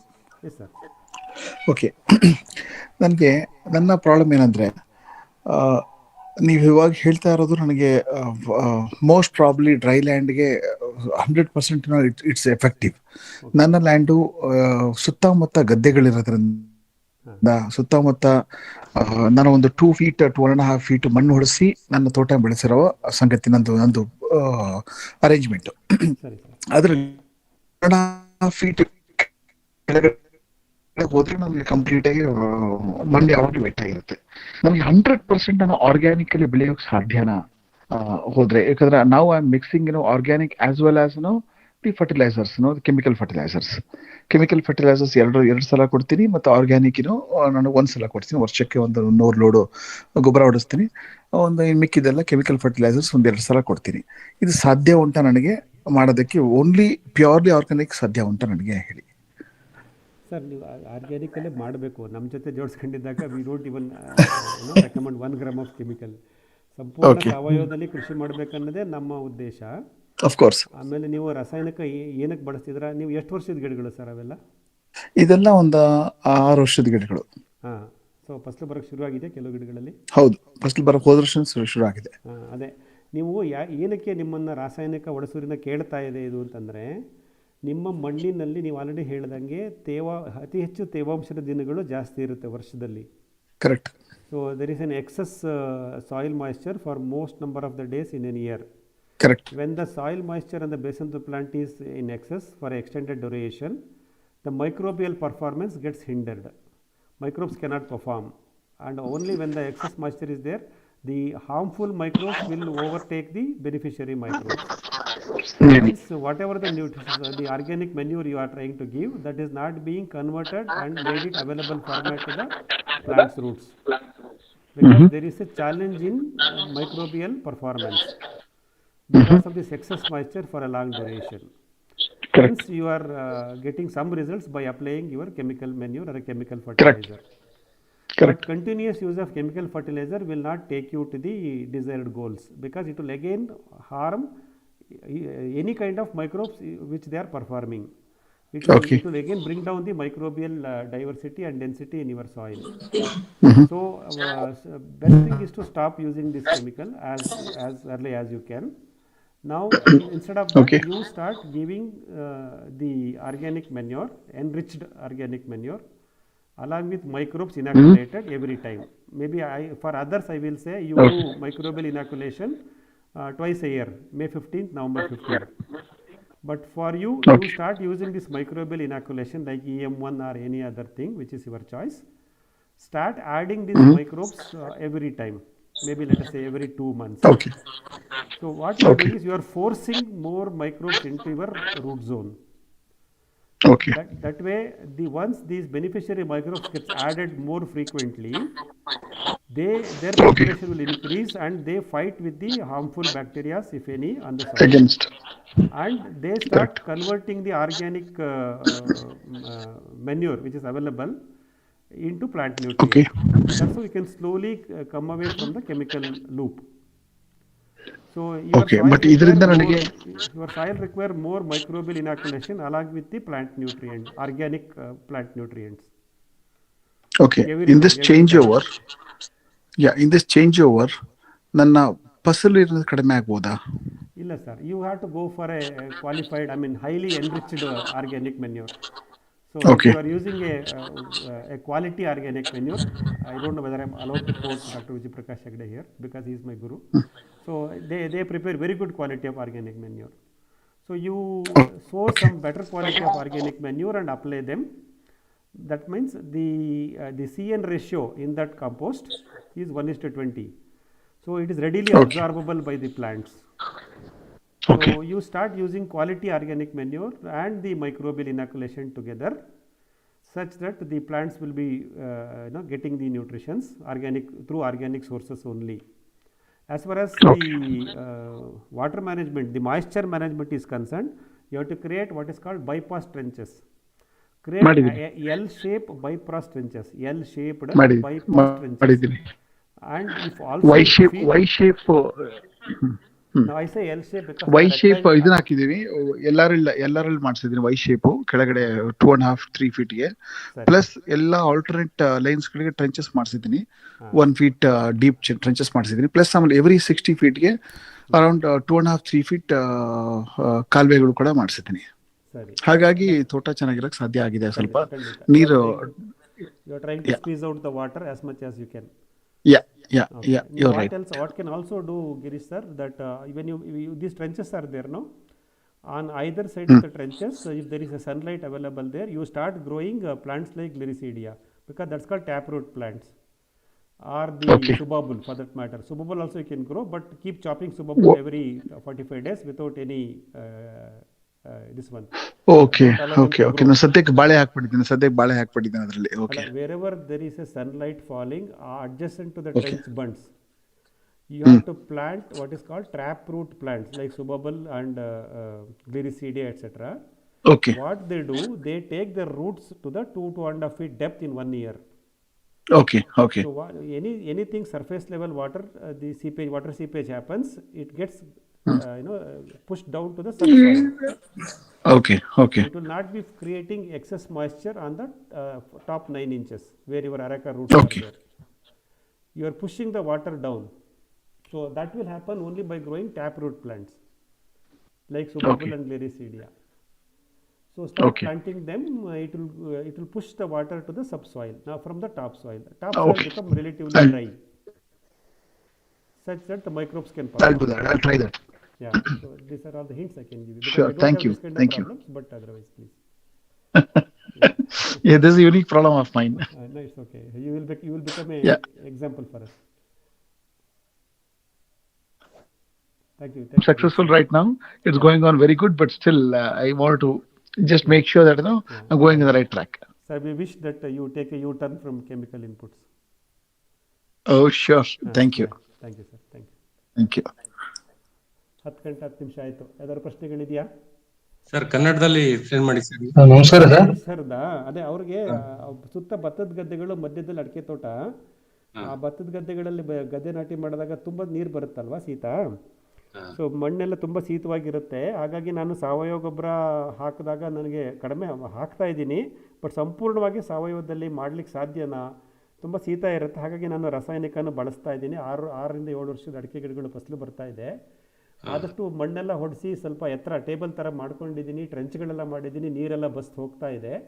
ಆದರೂ ನನಗೆ ತೇವಾಂಶ ಇದೆ ಮಣ್ಣಿನಲ್ಲಿ ಅಂತ ಅನಿಸುತ್ತೆ. ಹಾಗಾಗಿ ನಾನು ಸಾವಯವ ಕೃಷಿ ಮಾಡುವಾಗ ಬರೀ ಸಾವಯವ ಗೊಬ್ಬರ ಮತ್ತು ಸೂಕ್ಷ್ಮಜೀವಿಗಳು ಇವೆರಡನ್ನೇ ಕೊಟ್ಟಾಗ ನನ್ನ ಗಿಡದ ಆರೋಗ್ಯ ಮತ್ತು ಫಸಲು ಗುಣಮಟ್ಟ ಇಳುವರಿ ಸರಿ ಬರುತ್ತಾ ಅನ್ನೋದು ನನಗೆ ಅನುಮಾನ ಇದೆ. ಹಾಗಾಗಿ ನಾನು ರಾಸಾಯನಿಕವನ್ನು ಯೂಸ್ ಮಾಡ್ತಾ ಇದ್ದೀನಿ, ಸೇಫರ್ ಸೈಡ್ ಅಂತ ಗಿರೀಶ್ ಸರ್ ಹೇಳಿದ್ರು. ಅದಕ್ಕೆ ನಾವು ಹೇಳೋದು, ದಯವಿಟ್ಟು ರಾಸಾಯನಿಕ ಯೂಸ್ ಮಾಡೋದನ್ನು ನಿಲ್ಲಿಸಿ ಸಾವಯವದಲ್ಲೇ ಮಾಡಬೇಕು. ಸಾವಯವ ಗೊಬ್ಬರ ಮತ್ತು ಸೂಕ್ಷ್ಮಜೀವಿಗಳನ್ನು ಸೇರಿಸ್ತಾ ಬನ್ನಿ. ಯಾವಾಗ ಮಣ್ಣಿನಲ್ಲಿ ತೇವಾಂಶ ಜಾಸ್ತಿ ಇರುತ್ತೆ, ಅಂದರೆ ಅವ್ರ ಮೇಲ್ಗಡೆ ಭತ್ತದ ಗದ್ದೆ ನಾಟಿ ಮಾಡಿಬಿಡ್ತಾರಾ, ವರ್ಷಕ್ಕೆ 2 ಸತಿ ಭತ್ತ ಬೆಳೆದ್ರೆ 5-6 ತಿಂಗಳು ಯಾವಾಗಲೂ ನೀರು ನಿಲ್ಲಿಸೇ ಬಿಡ್ತಾರೆ ಮೇಲ್ಗಡೆಯವರು. ಇವ್ರು ಎಷ್ಟೇ ಟ್ರೆಂಚ್ಗಳು ಮಾಡಿ ನೀರನ್ನ ಹೊರಗಾಕ್ತಾ ಇದ್ರು ಮೇಲಿಂದ ನೀರು ಇದ್ದೇ ಇರುತ್ತೆ. ಹಾಗಾಗಿ ತೇವಾಂಶ ಯಾವಾಗಲೂ ಇರುತ್ತೆ. ಇಂಥ ಜಾಗಗಳಲ್ಲಿ ಸೂಕ್ಷ್ಮಜೀವಿಗಳು ಕೆಲಸ ಮಾಡಲ್ಲ. ಅಂದರೆ ಉಪಕಾರಿ ಸೂಕ್ಷ್ಮಜೀವಿಗಳು ಮುಸ್ಕಾಕೊಂಡ್ಬಿಡ್ತವೆ, ಹಾನಿಕಾರಕ ಸೂಕ್ಷ್ಮಜೀವಿಗಳು ಜಾಸ್ತಿ ಆಗ್ತವೆ. ಆವಾಗ ನಾವು ಬರೀ ಸಾವಯವ ಕೃಷಿ ಅಂದ್ಬಿಟ್ಟು ಬರೀ ಸಾವಯವ ಗೊಬ್ಬರ ಕೊಟ್ಟಾಗ ಆ ಸಾವಯವ ಗೊಬ್ಬರದಲ್ಲಿರ್ತಕ್ಕಂಥ ಸಸ್ಯಕ ಪೋಷಕಾಂಶಗಳನ್ನು ಲಬ್ಧ ರೀತಿಗೆ ಪರಿವರ್ತಿಸಿ ಸಸ್ಯದ ಬೇರು ವಲಯಕ್ಕೆ ಪೂರೈಸೋಕ್ಕೆ ಸೂಕ್ಷ್ಮಜೀವಿಗಳು ಬೇಕಲ್ವಾ, ಉಪಕಾರಿ ಸೂಕ್ಷ್ಮಜೀವಿಗಳು. ಅವುಗಳ ಸಂಖ್ಯೆ ಅಲ್ಲಿ ನಿರ್ದಿಷ್ಟ ಪ್ರಮಾಣದಲ್ಲಿ ಇರಲ್ಲ ಈ ತೇವಾಂಶ ಜಾಸ್ತಿ ಇದ್ದಾಗ. ಅದಕ್ಕೆ ನಾವೇನು ಸಜೆಸ್ಟ್ ಮಾಡಿದ್ವಿ ಅವರಿಗೆ ಅಂದರೆ, ನೀವು ರಾಸಾಯನಿಕದಿಂದ ಹೊರಗಡೆ ಬನ್ನಿ, ಸಾವಯವ ಗೊಬ್ಬರನೇ ಯೂಸ್ ಮಾಡಿ.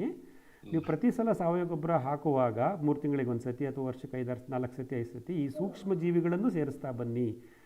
ಸೊ ಮೈಕ್ರೋಬಿಯಲ್ ಇನಾಕ್ಯುಲೇಷನ್ ಅಂತ ಹೇಳ್ತೀವಲ್ಲ, ನಮಗೆ EM1 ದ್ರಾವಣ ಅಥವಾ ಬೇರೆ ಯಾವುದಾದ್ರು ಅವ್ರಿಗೆ ಯಾವ್ದು ಸಿಗುತ್ತೋ ಅದನ್ನು ಸೂಕ್ಷ್ಮಜೀವಿಗಳನ್ನು ಜಾಸ್ತಿ ಸೇರಿಸ್ತಾ ಬರಬೇಕು ಪ್ರಾರಂಭದಲ್ಲಿ. ಅವಾಗ ಏನಾಗುತ್ತೆ, ಸೂಕ್ಷ್ಮಜೀವಿಗಳ ಸಂಖ್ಯೆ ಜಾಸ್ತಿ ಆಗ್ತಾ ಹೋಗುತ್ತೆ. ಅದಕ್ಕೆ ಊಟನೂ ಕೊಡ್ತಾರೆ, ಹಿಂಡಿ ದ್ರಾವಣ ಅಥವಾ ಸಾವಯವ ಗೊಬ್ಬರ. ಸಾವಯವ ಗೊಬ್ಬರ ಕೊಟ್ಟು ಹಿಂಡಿ ದ್ರಾವಣ ಕೊಟ್ಟು ಸೂಕ್ಷ್ಮಜೀವಿಗಳನ್ನು 2 ತಿಂಗಳಿಗೆ 1 ಸತಿ ಸೇರಿಸ್ತಾ ಬಂದಾಗ ಉಪಕಾರಿ ಸೂಕ್ಷ್ಮಜೀವಿಗಳ ಸಂಖ್ಯೆ ಬೇರು ವಲಯದಲ್ಲಿ ಜಾಸ್ತಿ ಆಗುತ್ತೆ, ಹಾನಿಕಾರಕ ಸೂಕ್ಷ್ಮಜೀವಿಗಳ ಸಂಖ್ಯೆ ಕಡಿಮೆ ಆಗುತ್ತೆ. ತೇವಾಂಶ ಜಾಸ್ತಿ ಇದ್ದಾಗ ಸೂಕ್ಷ್ಮಜೀವಿಗಳ ಸಂಖ್ಯೆ ಕಮ್ಮಿ ಆದಾಗ ಹೊರಗಡೆಯಿಂದ ಮತ್ತೆ ನಾವು ಸೇರಿಸ್ತಾ ಇರ್ತೀವಿ.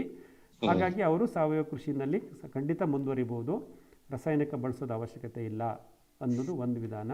ಆಮೇಲೆ ಎಲ್ಲಿ ಅವರು ನೀರಿನ ಬಸಿಗಾಲುವೆಗಳು ಮಾಡ್ಕೊಂಡಿರ್ತಾರಲ್ಲ, ನೀರು ಬಸ್ತು ಹೋಗಲಿಕ್ಕೆ ಹೊರಗಡೆಗೆ, ಆ ಬಸಿಗಾಲುವೆಗಳ ಎರಡೂ ಪಕ್ಕದಲ್ಲಿ ತಾಯಿ ಬೇರು ಸಸ್ಯಗಳು, ಕಡಿಮೆ ಅವಧಿಯಲ್ಲಿ ಆಳಕ್ಕೆ ಬೇರು ಬಿಡ್ತಕ್ಕಂಥ ಸಸ್ಯಗಳು, ನಮ್ಮ ಸುಬಾಬುಲ್ಲು, ಚಿಗರೆ ಗಿಡ ಮತ್ತು ಗ್ಲಿರಿಸೀಡಿಯಾ ಗೊಬ್ಬರ ಸೊಪ್ಪಿನ ಗಿಡ, ಇವುಗಳನ್ನು ನಾವು ಹಾಕ್ತಾ ಬಂದಾಗ ಹೈ ಡೆನ್ಸಿಟಿ 5 ಅಡಿಗೆ ಒಂದೊಂದು 6 ಅಡಿಗೆ ಒಂದೊಂದು ಅವ್ರು ಹಾಕ್ಕೊಂಡ್ಬಂದರೆ ಕಾಲುವೆ ಉದ್ದಕ್ಕುವೆ ಒಂದೇ ವರ್ಷದಲ್ಲಿ ಈ ಸುಬಾಬುಲ್ಲು ಮತ್ತು ಗ್ಲಿರಿಸೀಡಿಯಾ 2 ಅಡಿ 3 ಅಡಿ ಆಳಕ್ಕೆ ಬೇರು ಬಿಟ್ಬಿಡುತ್ತೆ. ಯಾವಾಗ ಇದು ಆಳಕ್ಕೆ ಬೇರು ಬಿಡುತ್ತೋ ಆ ಒಂದು ತೇವಾಂಶ ಏನು ನೀರು ಬರುತ್ತಲ್ವ, ಆ ನೀರು ತಳಮಟ್ಟದಲ್ಲಿ ಸಬ್ಸಾಯಿಲ್ ಅಂತೀವಿ 2.5 ಅಡಿ ಆಳದಲ್ಲಿ ನೀರು ಇಂಗಿಸಲ್ಪಡುತ್ತೆ. ಆವಾಗ ಮೇಲ್ಮಟ್ಟದಲ್ಲಿ ತೇವಾಂಶ ಜಾಸ್ತಿ ಆಗೋದು ಕಮ್ಮಿ ಆಗುತ್ತೆ. ಯಾಕಂದರೆ ಅಡಿಕೆ ಮರದ ಬೇರು ಮೇಲೆ ಇರುತ್ತಲ್ವಾ ಇದು. ಹಾಗಾಗಿ ನಾವು ನೀರನ್ನು ಕೆಳಗಡೆ ತಳ್ಳಬೇಕು, ನಿಂತ ನೀರು ಅಲ್ಲೇ ನಿಲ್ಲಬಾರ್ದು, ಭೂಮಿ ಒಳಗಡೆ ಇಂಗಬೇಕು. ಆ ನಿಂತ ನೀರನ್ನು ಇಂಗಿಸ್ಲಿಕ್ಕೆ ನಾವು ಈ ರೀತಿ ತಾಯಿ ಬೇರು ಸಸ್ಯಗಳ ಗಿಡಗಳನ್ನು ನಮ್ಮ ಬಸಿಗಾಲುವೆ ಎರಡೂ ಪಕ್ಕದಲ್ಲಿ 4 ಅಡಿಗೆ 6 ಅಡಿಗೆ ಒಂದೊಂದು ಹಾಕೊಂಬರ್ಬೇಕು. ಅದನ್ನು ಮಾಡೋದ್ರಿಂದ ನೀರು ಭೂಮಿ ತಳಕ್ಕೆ ಹೋಗುತ್ತೆ, ನೀರು ನಿಲ್ಲಲ್ಲ, ಮೇಲ್ಮಣ್ಣಿನಲ್ಲಿ ತೇವಾಂಶ ಜಾಸ್ತಿ ಕಮ್ಮಿ ಆಗ್ತಾ ಬರುತ್ತೆ, ಅಂದರೆ ತೇವಾಂಶ ಕಂಟ್ರೋಲ್ ಆಗುತ್ತೆ. ಆವಾಗ ಸೂಕ್ಷ್ಮಜೀವಿಗಳು ಕೆಲಸ ಮಾಡ್ತವೆ, ಸಾವಯವ ಗೊಬ್ಬರ ಕೊಟ್ಟಿದ್ದು ಬಳಕೆ ಆಗುತ್ತೆ, ಗಿಡ ಆರೋಗ್ಯವಾಗಿರುತ್ತೆ, ಫಸಲು ಚೆನ್ನಾಗಿ ಬರುತ್ತೆ. ಇದರಿಂದ ಅವರು ರಾಸಾಯನಿಕ ಕೃಷಿಯಿಂದ ಸಾವಯವ ಕೃಷಿಗೆ ಖಂಡಿತವಾಗಿ ಹೊರಡಬಹುದು. ಇದು ನನಗೆ ಬೇರೆ ಕಡೆ ನೋಡಿ, ನಾನು ಮಲೆಬೆನ್ನೂರು ಅಂತ ಹೇಳಿದ ಹರಿಹರ ತಾಲೂಕು, ಅಲ್ಲಿ ಭತ್ತದ ಗದ್ದೆ ಪಕ್ಕ ತೋಟ ಮಾಡಿದ್ದೀವಿ, ನಮ್ಮ ಸ್ನೇಹಿತರಿಗೋಸ್ಕರ ಡೀಟೇಲ್ಸ್ ಕೊಟ್ಟು ಬಂದಿದ್ದೆ. ಅಲ್ಲಿ ಇದೆಲ್ಲವನ್ನು ಮಾಡಿದ್ದೀವಿ ನಾವು. ನಾನು 2 ತೋಟದಲ್ಲಿ ಮಾಡೋಕ್ಕಾಗಿಲ್ಲ, ಬಟ್ ಬೇರೆ ಪ್ರಾಜೆಕ್ಟಲ್ಲಿ ಮಾಡಿದ್ದೀನಿ. ಮತ್ತು ಗಿರೀಶ್ ಅವ್ರಿಗೆ ಇದನ್ನು ಮಾಡೋಕ್ಕೆ ಒಂದು ದೊಡ್ಡ ಅವಕಾಶ ಇದೆ, ಅದನ್ನು ಈ ವರ್ಷ ಮಾಡ್ತಾರೆ. ಮುಂದೆ ಅವ್ರ ಅನುಭವನ ನಮ್ಗೆ ಹೇಳ್ಬೋದು. Sure sir, thank you. Thank you Girish. ಹೇಳಿ, ಪ್ರಶ್ನೆಗಳಿದ್ರೆ ಕೇಳಿ. 10 ಗಂಟೆ ಸರ್ ನಮಸ್ಕಾರ ಸರ್. ನಮಸ್ಕಾರ, ಹೇಳಿ ಸರ್ ನಮಸ್ಕಾರ. ಇದು ಗಿರೀಶ್ ಸರ್, ದೊಡ್ಡ ಮಾದ್ರೆ ಯಡೂರು ಹೋಬಳಿ ಕುಣಿಗಲ್ ತಾಲೂಕು. ಹಾಂ ಹಾಂ. ನೀವು ಇದು ಮರದ ಹುಟ್ಟು ಮತ್ತೆ ಭತ್ತದ ಹುಟ್ಟು ಹಾಂ ಹಾಂ. ಹಾಕಿ ಕೇಳಿದ್ರಲ್ಲ, ಅದು ಗಿಡಕ್ಕೆ ಸುತ್ತ ಹಾಕ್ಬೇಕಾ ಇಲ್ಲ ಎಲ್ಲ ಕಡೆ ಎರಚಿದ್ರೂ ಆಗುತ್ತಾ ಖಾಲಿ ಜಾಗದಲ್ಲೆಲ್ಲ? ಅಲ್ಲ, ಇದು ಮಲ್ಚಿಂಗಿಗೆ ಅಂತ, ಮುಚ್ಚಿಗೆ ಅಂತ ಹೇಳ್ತೀವಲ್ಲ, ಮುಚ್ಚಿಗೆ ಗೊಬ್ಬರ ಅಂತೀವಿ ಹಾ, ಇದನ್ನು. ಮುಚ್ಚಿಗೆ.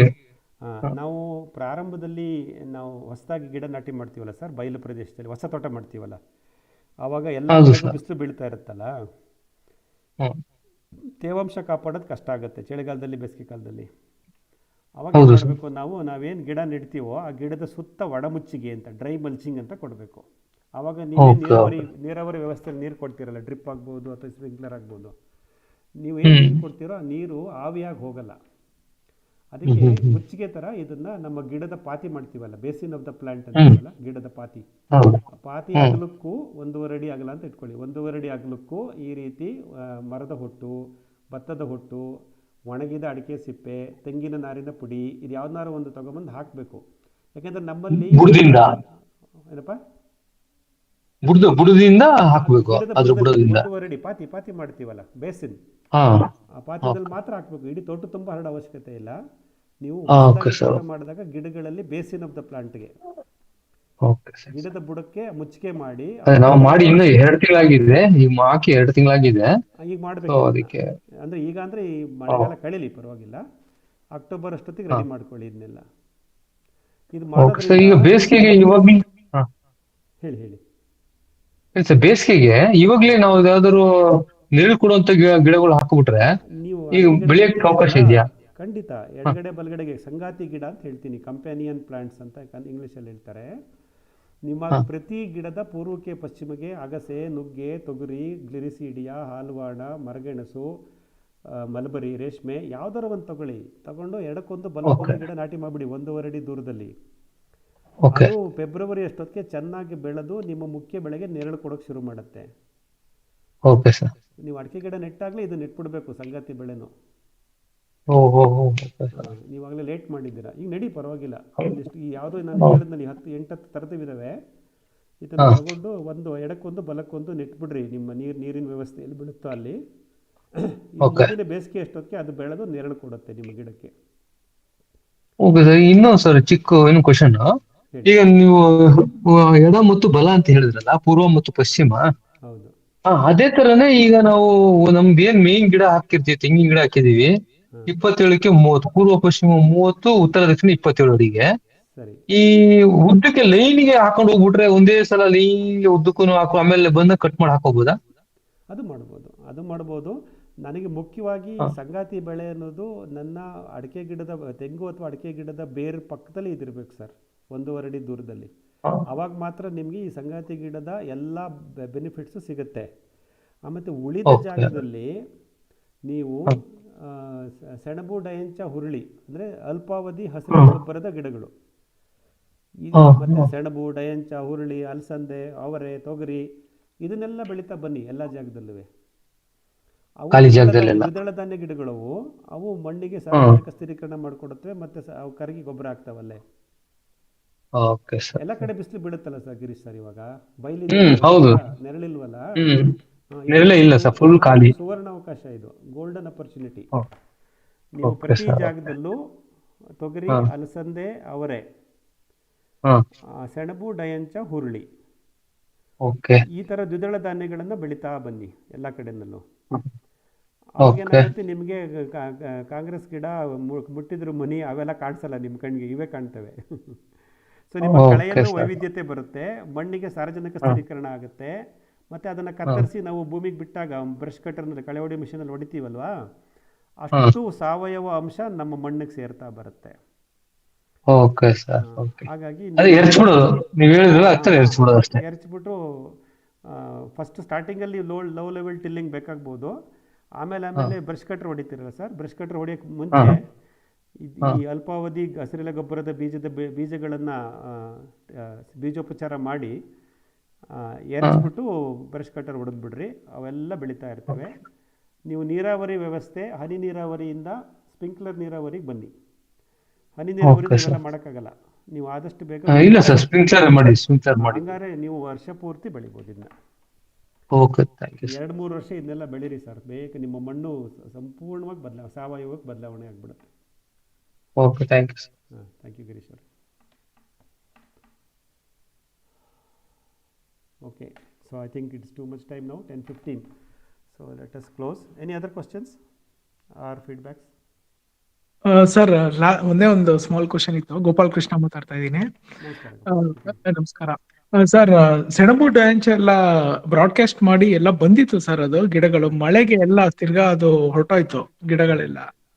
ತಿರ್ಗಾ ಹಾಕದ ಸರ್ ಇವಾಗ, ಅಥವಾ ಮಳೆ ನಿಂತ ಮೇಲೆ ಹಾಕದ ಬ್ರಾಡ್ಕಾಸ್ಟ್ ಮಾಡೋದು? ಬೇಡ, ಸಾಯಿಲ್ ಮಾಯಿಶ್ಚರ್ ಕಮ್ಮಿ ಆಗಲಿ. ಈಗ ಸ್ವಲ್ಪ ಮಳೆ ಜಾಸ್ತಿ ಇದೆ.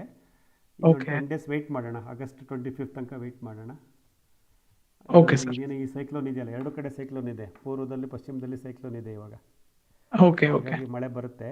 ಸೊ ಬೇಡ, ಒಂದು 10 ದಿವಸ ಕಳೀಲಿ, ಸ್ವಲ್ಪ ಟೆಂಪ್ರೇಚರ್ ಬಿಸಿಲು ಬರೋಕ್ಕೆ ಶುರುವಾಗಲಿ. ಒಂದು 4 ದಿವಸ ಚೆನ್ನಾಗಿ ಬಿಸಿಲು ಬಂದರೆ ಆಮೇಲೆ ನೀವು ಇನ್ನೊಂದ್ಸಲ ಪ್ರಯತ್ನ ಮಾಡಿ. Okay sir. ಬೆಳಿಲೇಬೇಕು, ಬಟ್ ಈ ತೇವಾಂಶ ಇದ್ದಾಗ ಹಾಕಿದ್ರೆ ಏನಾಗುತ್ತೆ, ಜರ್ಮಿನೇಷನ್ ಆಗಲ್ಲ. ಸಾಯಿಲ್ ಟೆಂಪ್ರೇಚರ್ ಇದ್ದರೆ ಮಾತ್ರ ಜರ್ಮಿನೇಷನ್ ಆಗುತ್ತೆ. ಸಾಯಿಲ್ ಟೆಂಪ್ರೇಚರ್ ಕಡಿಮೆ ಇದ್ದಾಗ ಜರ್ಮಿನೇಷನ್ ಆಗಲ್ಲ, seed germination. Sure sir, thank you. ಹಾಗಾಗಿ ಸ್ವಲ್ಪ ಸಾಯಿಲ್ ಮಾಯಿಶ್ಚರ್, ಸಾಯಿಲ್ ಟೆಂಪ್ರೇಚರ್ ಜಾಸ್ತಿ ಆಗಿದೆ, 4 ದಿನ ಬಿಸಿಲು ಬಂದಮೇಲೆ ಹಾಕಿ. Okay sir, thank you. ಒಳ್ಳೆಯದು, ಥ್ಯಾಂಕ್ಸ್. ಮಿತ್ರರೇ, ಈ ಬುಧವಾರದ ಈ ಸಂಚಿಕೆಯನ್ನು ಇವಾಗ ಮುಗಿಸೋ ಸಮಯ ಆಗಿದೆ, ಮುಗಿಸ್ತಾ ಇರೋಣ. ಇವತ್ತು ನಾವು ತೆಗೆದುಕೊಂಡಂಥ ವಿಷಯ, ಸಾವಯವ ಒಳಸುರಿಗಳು. ಆ ಒಳಸುರಿಗಳನ್ನು ಹೇಗೆ ನಾವು ಮೌಲ್ಯವರ್ಧನೆ ಮಾಡಿ ಅಥವಾ ಕಾಂಪೋಸ್ಟ್ ಮಾಡಿ ಅದನ್ನು ನಮ್ಮ ಮಣ್ಣಿಗೆ ಸೇರಿಸ್ತೀವಿ, ಅದರಿಂದ ಆಗತಕ್ಕಂಥ ಬೆನಿಫಿಟ್ಸ್ಗಳು. ಅದರಲ್ಲಿ ಮುಚ್ಚಿಗೆ ಆಗ್ಬೋದು, ನಮ್ಮ ಹಿಂಡಿ ದ್ರಾವಣ ಆಗ್ಬೋದು, ಸೂಕ್ಷ್ಮಜೀವಿಗಳ ದ್ರಾವಣ ಆಗ್ಬೋದು, ಸಸ್ಯ ತ್ಯಾಜ್ಯಗಳು ಮತ್ತು ಪ್ರಾಣಿ ತ್ಯಾಜ್ಯಗಳನ್ನು ಮೌಲ್ಯವರ್ಧನೆ ಮಾಡಿ ಹಾಕೋದಾಗ್ಬೋದು. ಇವೆಲ್ಲದ್ರ ಬಗ್ಗೆನೂ ನಾವು ಇವತ್ತು ಮಾತಾಡಿದ್ದೀವಿ. ನೀವು ಸಾಕಷ್ಟು ಸಮಯ ನನ್ನ ಜೊತೆ ಜೋಡಿಸ್ಕೊಂಡಿದ್ರೆ, ಇವತ್ತಂತೂ ಆಲ್ಮೋಸ್ಟ್ 2 hours ಆಗಕ್ಕೆ ಬಂತು. ಎಲ್ಲ ಜೋಡಿಸ್ಕೊಂಡಿದ್ದೀರಾ, ಪ್ರಶ್ನೆಗಳನ್ನು ಕೇಳಿದ್ದೀರಾ. ಸೊ ನಿಮ್ಮ ಒಂದು ಪ್ರೋತ್ಸಾಹ ನನಗೆ ಇದೇ ರೀತಿ ಇರಲಿ. ಮುಂದಿನ ಬುಧವಾರ ಇನ್ನೊಂದು ವಿಷಯ ತೊಗೊಂಡು ನಿಮ್ಮ ಜೊತೆ ಬರ್ತೀನಿ. ಅದುವರೆಗೂ ಇದಾಗಿರಿ. ನಾನು ಹೇಳಿದಂಗೆ 31ನೇ ತಾರೀಕು ಭಾನುವಾರ ನಮ್ಮ MS ಫಾರಂ ದೊಡ್ಡಬಳ್ಳಾಪುರ, ಇಲ್ಲಿ ಕಳೆಯೇ ಆಹಾರವಾದಾಗ ಒಂದು ಉತ್ತಮವಾದ ವಿಷಯದಲ್ಲಿ ನಮ್ಮ ರಿಸೋರ್ಸ್ ಪರ್ಸನ್ ಮುರಳೀಧರ್ ಸರ್ ಮಾತಾಡ್ತಿರ್ತಾರೆ. ಸಾಧ್ಯವಾದರೆ ನೀವು ಅವತ್ತು ನೋಂದಾಯಿಸ್ಕೊಳ್ಳಿ. ನಿಮ್ಮನ್ನು ಮತ್ತೆ ವೈಯಕ್ತಿಕವಾಗಿ ಭೇಟಿ ಮಾಡೋಣ ನಮ್ಮ MS ಫಾರಮ್ನಲ್ಲಿ. ಮತ್ತು ಮುಂದಿನ ಬುಧವಾರ ಇದೇ ಸಮಯ 8:30ಕ್ಕೆ ನಿಮ್ಮ ಜೊತೆ ಸೇರ್ತೀನಿ ಅಂತ ಹೇಳ್ತಿದ್ದೀನಿ. ಎಲ್ರಿಗೂ ಒಳ್ಳೆಯದಾಗಲಿ, ಶುಭರಾತ್ರಿ. Friends, will close this week's episode of organic manure inputs and its application.